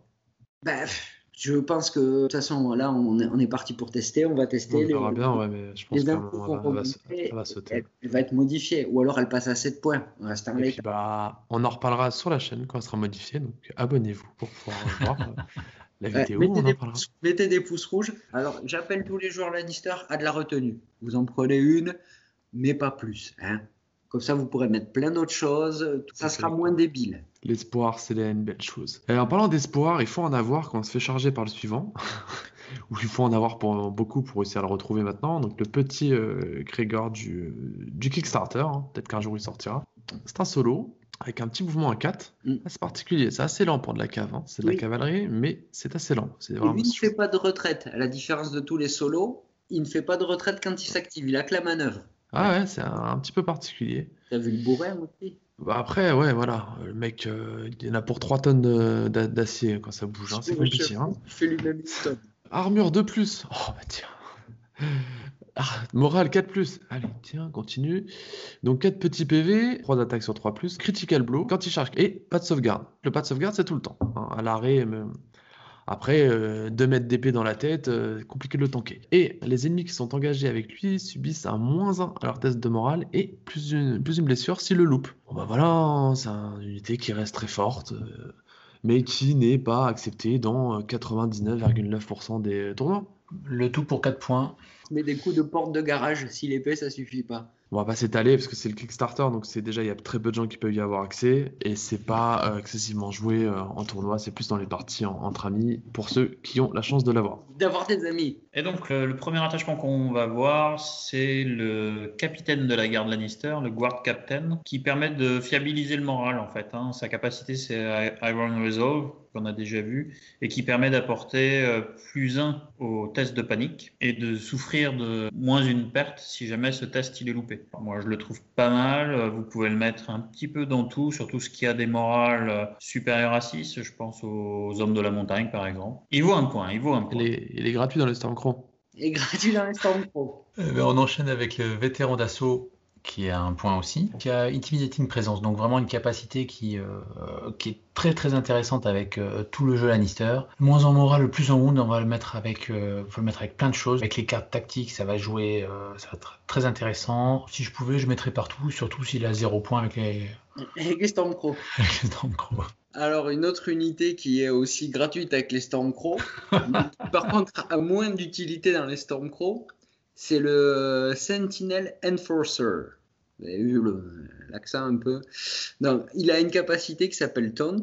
Donc, en fait, il balance des insultes aux ennemis pas loin, il les force à charger. C'est une unité de provocation. Donc, on parlait des pourfellows tout à l'heure. Si l'unité de pourfellow arrive, a survécu aux tests de morale qu'on peut lui faire, aux attaques à distance, s'il n'y en a pas eu, c'est encore mieux. On les fait marcher fort, on les met à courte portée d'une unité qu'on veut embêter, et on le force à charger. Et donc là, on a un peu de glu. Bonne unité. Après, une autre synergie très logique, ce serait de les mettre dans les halbardiers. C'est une bonne unité de provoque. Ça peut un peu ruiner les plans de l'adversaire, surtout s'il a une unité un peu fragile, au moral, mais qui fait beaucoup de dégâts. Ensuite, le champion de la foi. Donc, on a vu les hommes de la foi et il y a toujours un champion. Son ordre, Warcry, qui est un ordre assez répandu maintenant. Donc, au début d'un tour ami, en fait, on va pouvoir, sur un test de morale réussi, balancer un long grunge, un petit token paniqué et vulnérable. Très sympathique. Ça va plutôt aller dans une unité qui a pour vocation d'aller taper ou enfin, parce qu'il faut quand même se rapprocher un peu, ou une unité de support. C'est pratique, ça peut assez facilement s'inclure dans pas mal d'unités. Il vaut mieux le mettre dans une unité qui a un bon moral, donc on pense forcément, et ça combote vraiment avec toutes les unités de la foi, enfin les unités de la foi, qui leur permettent de gagner token de foi. Enfin, moi, c'est... Après, c'est marqué dessus. Hein. L'attachement suivant pour 1 point, toujours, c'est Sandor Clegane, le frère de Gregor Clegane, donc qui apporte l'affiliation Clegane à l'unité dans laquelle il prend place. Donc, c'est pas très fluff, mais vous pouvez vous faire une liste avec Grégor Général Clegane, et à ce moment-là, les cartes tactiques qu'on a vues tout à l'heure de Grégor, eh ben, elles vont fonctionner avec l'unité dans laquelle aura pris place son frère Sandor. Mais c'est pas très fluff, faites autre chose. Il a 2 capacités. La première capacité, c'est Furious Charge, qui permet de rendre vulnérable l'unité qu'on a chargée. Et la deuxième capacité, Fueled by Slaughter, elle est pas mal celle-ci, puisque une fois que vous avez réalisé votre action d'attaque, si vous avez réussi à faire au moins une blessure à l'unité que vous avez attaquée, eh ben, votre propre unité, l'unité de Sandor, va pouvoir récupérer 1 point de vie, plus 1 point de vie pour chaque rang détruit chez le défenseur. Donc ça fait repoper de 1 et peut-être de 2 si vous avez réussi à abattre un rang chez votre adversaire. De 3 si vous avez réussi à abattre 2 rangs, mais là ça devient compliqué quand même. Très bien avec des Red Clock. Très Red Clock ou bien entendu avec des pyromanciers. Pas bien. C'est sa règle que c'est sur retourne la carte. La 3e face, il y a écrit ne peut pas rentrer dans une unité de pyromancien. Non, en vrai, dans les Red Clock, il est génial. Non, mais j'avoue que c'est écrit sur la tranche. Hein. On le voit pas bien, mais sur la tranche de la carte, c'est écrit. On peut pas la mettre. Ouais. Et ceux qui ont lu les livres, ils devraient même pas le faire. C'est impensable. Enfin, sur toutes les tranches des cartes Lannister, il y a marqué ne pas mettre avec les Stormcrow, hein, mais bon. Ah bon? Mince, je n'avais pas lu. C'est pas fluff. On continue avec Boros Blount, 1 point. Donc un attachement qu'on ne peut pas inclure si on a une Kingsguard, évidemment. Donc lui, sa vengeance de la couronne, en fait, il va falloir occuper la couronne, puisqu'après une attaque de mêlée adverse, on fera subir un wound pour chaque rang détruit sur cette unité. Donc ça met du wound auto, ça peut être dissuasif dans des unités avec visage horrifique, dans des hallebardiers. On continue à faire des dégâts sans nous avoir attaqué. Bon, pourquoi pas. Dans des pourfellots. Bon, après l'inconvénient, c'est qu'il faut contrôler la couronne, donc... bon. Preston Verchamp, c'est une mobilette sur patte. Donc c'est un Kingsguard. Donc si vous avez la Kingsguard, Preston Verchamp, il va dans la Kingsguard.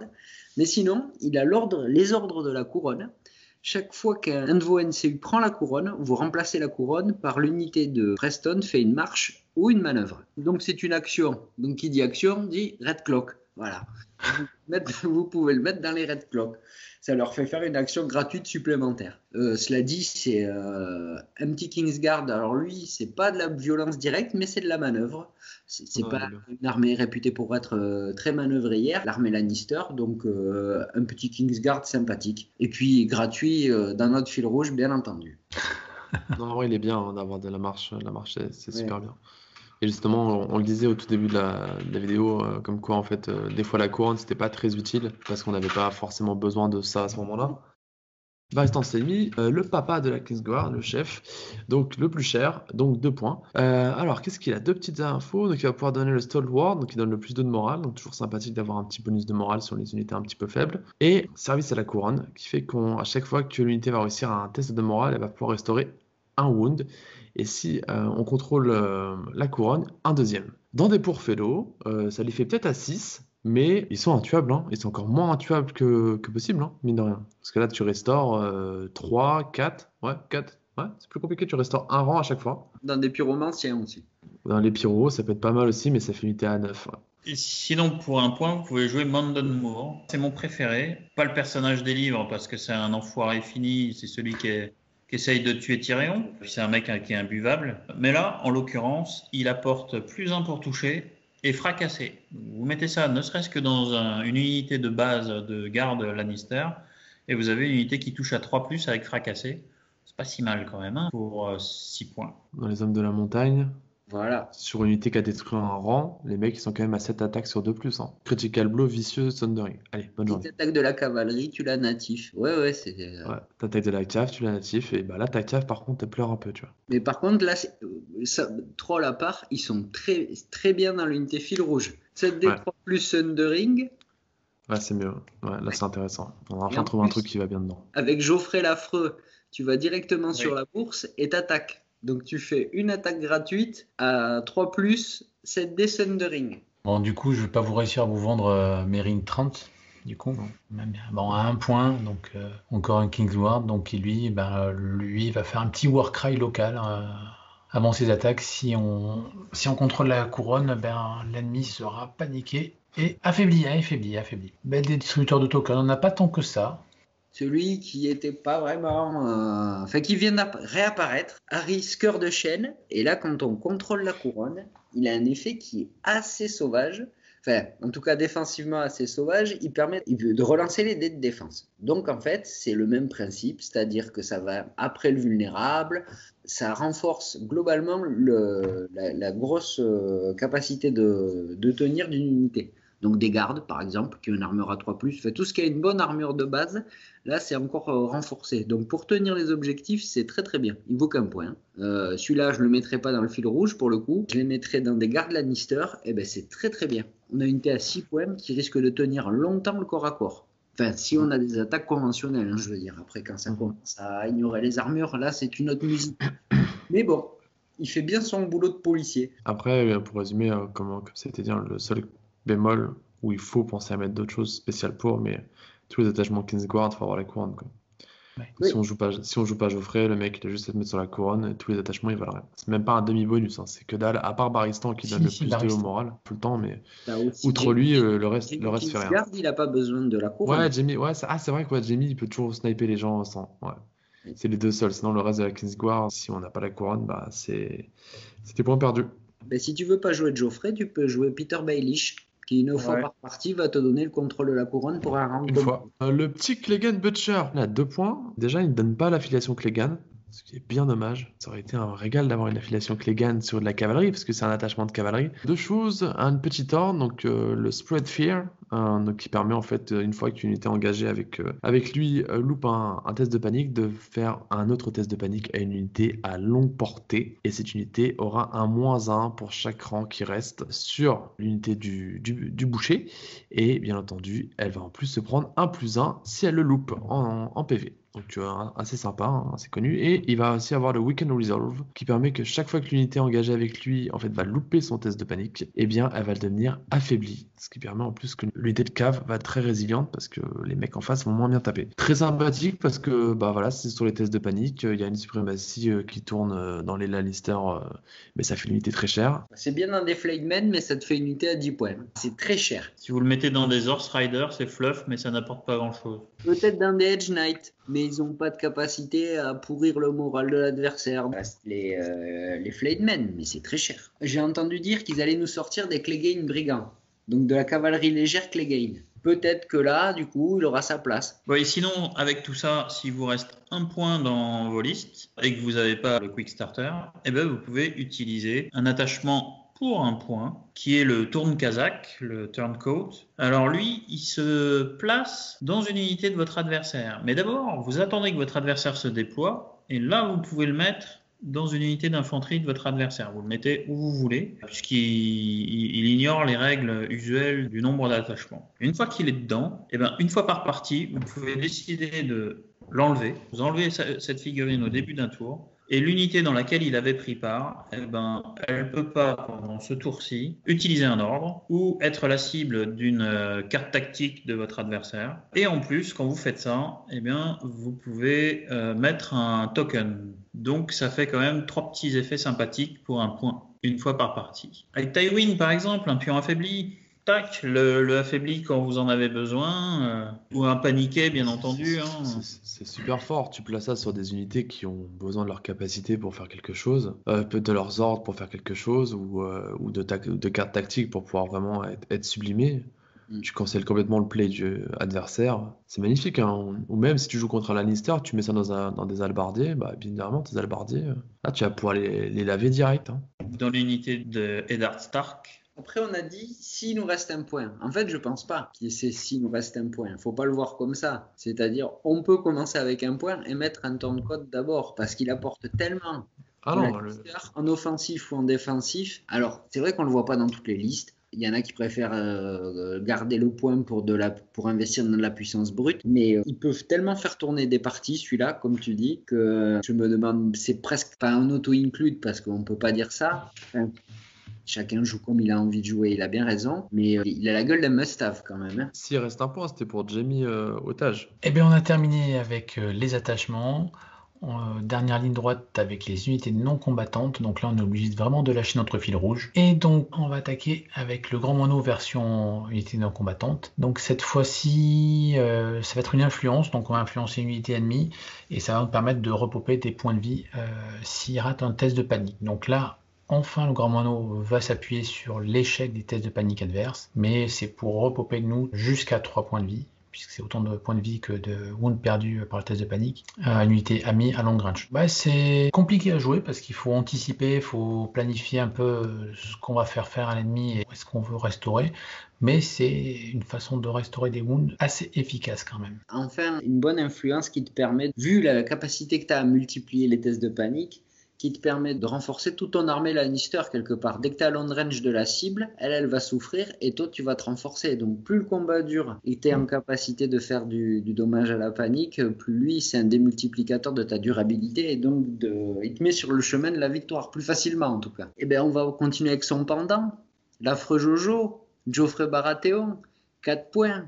Donc le roi, mais le roi qui n'a pas envie de se battre. Donc lui, il a plusieurs effets, dont le principal qui est de, à chaque fois qu'il prend une zone autre que la couronne, l'adversaire nous place un token paniqué. Ça c'est l'effet, mais par contre, dès que Joffrey est sur le board tactique, on compte qu'en contrôlant la couronne. Donc on a vu tous les Kingsguard, on a vu toutes les cartes des Lannister, on a vu toutes les unités qui ont besoin de la couronne, vous avez compris que lui, il est quasiment auto-include. Et son influence, qui est qu'à chaque fois qu'un ennemi rate un test de panique, il souffre d'un 1 wound supplémentaire. C'est assez net que Pépère, le roi, vous sortez pas sans. Enfin, si vous jouez déjà des Kingsguard et ou des Red Cloak, il vous le faut. Vous jouez avec Cersei qu'on verra après, il vous le faut. Il y a des placements très simples. Joffrey sur les bourses, vous enlevez le token paniqué qu'on vous a mis éventuellement si vous n'êtes même pas blessé. Et derrière, vous avez et bourse et couronne. Donc une activation, vous avez pris vos 2 zones, vous êtes bien. Donc Joffrey, valeur sûre chez les Lannister. C'est normal, c'est le roi. Ouais, non, il va être vraiment partout. Enfin, il va être partout. Il va être dans énormément de listes. On va voir maintenant sa maman, qui est aussi une belle... Comme son fils. Une belle blonde. Donc qui vaut 4 points. Cersei commence avec 2 petits tokens sur elle. Et lorsqu'elle claim une zone, elle va pouvoir enlever un des tokens pour effectuer une des actions suivantes. Si on a la couronne, on va pouvoir chercher de notre deck ou dans la pile de cartes qu'on a déjà utilisées, et c'est plutôt celle-là qui nous intéresse, pour aller chercher un petit jeu rugi, histoire d'aller mettre des petits PV en plus sur les tests de panique. Et ensuite, bien entendu, on mélange les cartes, voilà, classico. Si on contrôle la richesse, et bien là, ça va être la Subjugation of Power qu'on va aller chercher à la place. Et si on a les deux, on prend les deux. Bon, alors, va y avoir la famille, va y avoir la maman, va y avoir le petit dans les listes. Comme l'a dit Chavalou, je pense que ça va être assez répandu. Pour 8 points, on a quand même de quoi aller un petit moteur de pioche, contrôler les deux facilement. C'est assez sympathique, quoi. 4 Air Mirror, ça commence à piquer, et 4 Subjugation, t'es bien aussi. En fait, si tu l'as en main de départ, tu les joues. Tu t'embêtes pas, tu les joues, et après tu vas... C'est les coups qui se préparent, quoi. Donc, c'est pas... j'ai Circé, je vais récupérer mes cartes. C'est ok, il faut que j'occupe mes cases d'abord, ou avec elle, j'occupe ma case. Donc c'est des. Ah oui, non, ça se prépare un peu. Bah, c'est du Lannister, la planification, quoi. Ouais, c'est ça qui est bien, moi j'aime bien. C'est pas. J'ai la figurine, j'ai gagné, quoi. Ouais, c'est pas easy to play. Faut réfléchir. Si vous jouez pas de Joffrey ni Cersei, c'est que vous avez choisi Tywin Lannister en général sur le champ de bataille. Et à ce moment-là, il faut prendre son compère. C'est le grand maître Pycelle. Il vaut 4 points. Et pour 4 points, il permet, lorsqu'il prend une zone, de coller un pion affaibli où vous voulez. Or, on a vu que les cartes de Tywin Lannister, elles fonctionnent pas mal avec les unités adverses qui ont été affaiblies. Donc, je vous le conseille. Eh bien, pour compléter tout ça, on va avoir Tyrion Lannister, donc une unité à 5 points. Il va nous permettre d'avoir une hand size de +1, donc on va pouvoir aller jusqu'à 6 cartes maximum. Et on refait notre main à 4 cartes. Et on commence la partie avec 4 cartes. Déjà, rien qu'avec ça, on prend un avantage sur le jeu des cartes tactiques par rapport à l'adversaire. Et en plus, une fois par partie, on va pouvoir aller chercher dans notre deck ou la boss un contre-complot et le jouer directement. On ne le met pas dans sa main, donc même si on est déjà à 6 cartes, on peut directement le jouer, il n'y a pas de souci. Et ça, c'est un confort qui n'est pas négligeable. Alors certes, c'est 5 points, mais le fait de se dire, quoi qu'il arrive, je sais que j'aurai un contre-complot, et potentiellement de pouvoir jouer 3 contre-compos dans la partie, c'est pas mal. Alors après, à caser, c'est 5 points, à caser. Mais bon, moi, c'est une unité que j'aime beaucoup, qui donne de la souplesse dans le jeu des cartes. T'as un doudou, tu l'as. T'as 4 cartes en main, déjà c'est bien. Et effectivement, t'as ton doudou. Donc pour l'adversaire, c'est aussi pénible parce qu'il dit bon, de toute façon, quoi qu'il arrive, la première carte décisive ou très importante que je vais jouer, je suis sûr que lui, il va venir me casser les pieds, quoi. Ah, il vaut ses 5 points en vrai. Au début, j'ai eu 5 points, je me suis dit que c'est cher, mais en vrai, il les vaut largement. Tywin Lannister à NCU. Là, on passe à la catégorie au-dessus. Là, on était avec une unité pénible. Là, on a un tueur en série. 6 points. Donc, c'est-à-dire que c'est... Il y a là, et puis il y a là, et lui, il est là. Au-dessus, il y a le soleil. C'est une unité de Redcoat, hein. Ah, lui tout seul, oui, c'est ça. Il vaut 6 points. Non, il vaut 6 points, mais voilà, il a la fameuse chanson Les pluies de Castamere, et quand vous entendez cette chanson, c'est pas bon. Une fois par partie, il vous fait la totale. Donc on peut cibler autant d'unités qu'on veut, au moins 5, puisqu'il y a 5 effets. On peut tout mettre sur une ou répartir. On met les jetons dans l'ordre qu'on veut, les effets dans l'ordre qu'on veut. Une unité devient paniquée, une unité devient vulnérable, une unité prend 4 hits. Une unité prend un test de panique et une unité perd toutes ses abilities. Jusqu'à la fin du round. Jusqu'à la fin du round, ouais. Et pas du tour, du round. Ouais, du round. Donc c'est le seul qui fait ça. C'est normal, c'est Tywin. C'est très cher parce que c'est 6 points. Ça les vaut largement parce que les effets sont tellement forts. Enfin, notamment 2 combinés. C'est-à-dire le test de... Enfin 3, on va dire. Le test de panique plus le paniqué, les 4 hits plus le vulnérable, et après le blanchiment des capacités d'une unité pour tout le round. Il peut faire tellement de différence. Alors après, tout va reposer dans votre capacité à sentir le bon moment pour le jouer. Si vous êtes à la ramasse, tout le monde le dit, et puis ils l'ont joué comme ça, ils l'ont expérimenté comme ça. Si vous êtes un peu en dedans, eh bien, il peut vous retourner la partie, vous remettre dans la partie. Et si vous êtes un peu devant, il vous permet d'enfoncer le clown, quoi. Mais bien fort le clown, à tel point qu'il queen. Très très très très très fort. Et puis c'est fluff. Pour mémoire, la chanson, ça vient d'une famille qui s'était rebellée contre Tywin. Pour montrer au monde de Westeros qu'il fallait pas se rebeller contre Tywin, il est arrivé, il a rasé la famille reine de Castamere. Il reste que un château avec des murs et plus de toiture, et on entend la pluie tomber et personne d'autre qui respire dedans. C'est Tywin. C'est compliqué à rentrer en 40 points. 6 points, c'est compliqué. Et il est très fort, mais qui fera une action qu'une fois par partie aussi. Elle est très forte son action, mais elle est unique. Si derrière ça s'aligne pas correctement, si on le misplay, s'il est mal joué au mauvais moment. Déjà, tu joueras qu'avec de NCU. Si tu joues à plus de NCU, c'est que t'es un furieux. Ou tu fais une armée de pourfellows. Après, si t'es vraiment joueur, tu le joues avec Tyrion et Geoffrey. Allez, parti, 15 points. Très intéressant, c'est son vulnérable et ses 4 hits pour tuer un loup, pour tuer un Jorah. Et puis surtout, la perte d'habilité jusqu'à la fin du round, ça te permet de cibler n'importe quelle unité, pas forcément celle que tu penses que tu vas attaquer ce tour-ci ou que lui va activer ce tour-ci. Venez avec un radiocassette ou un lecteur CD et mettez le morceau au moment où vous l'activez.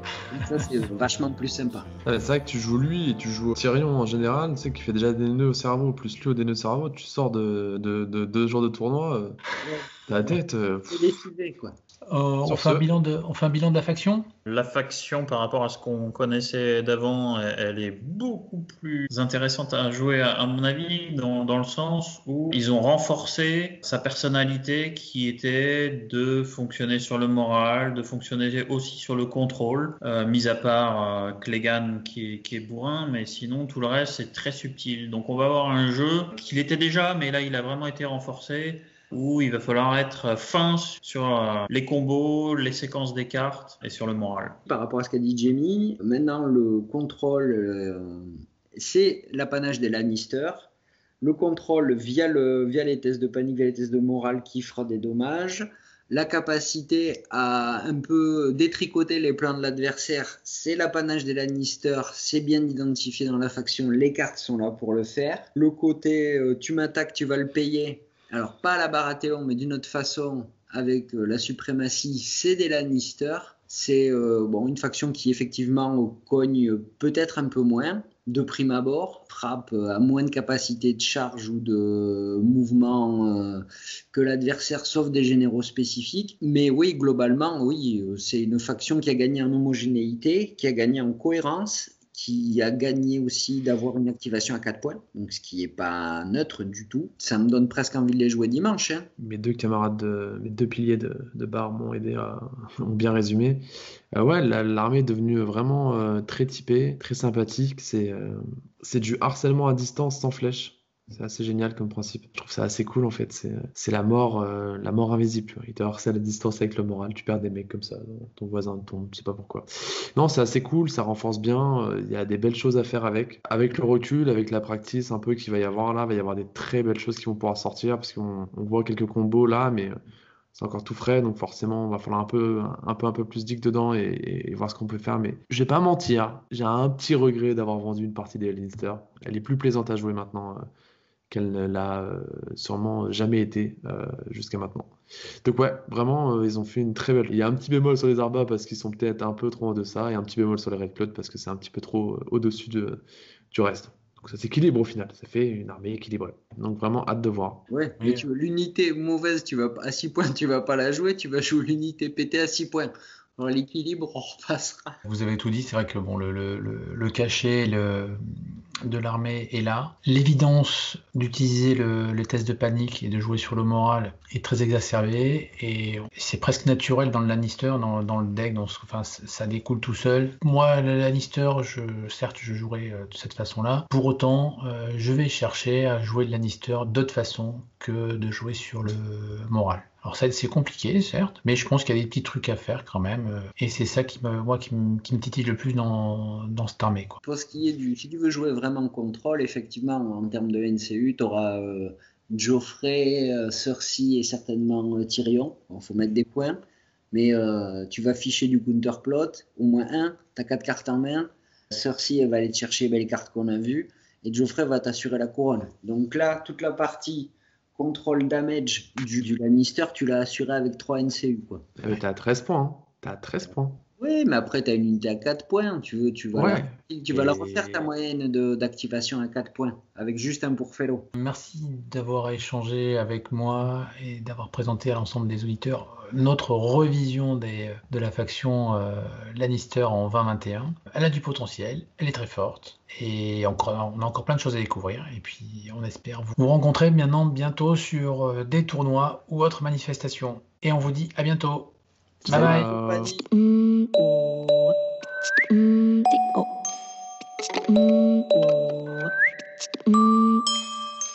Voilà, tu t'en rends compte maintenant que ça enregistre pas que quand on arrive à la dernière page, tu vois.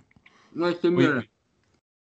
Ouais, enfin, on a fait 25 minutes dans le d'entraînement. Ouais. Du coup, celle-là, tu peux l'appeler en français, tu peux l'appeler Je rugis et tu peux l'appeler François. François Je rugis.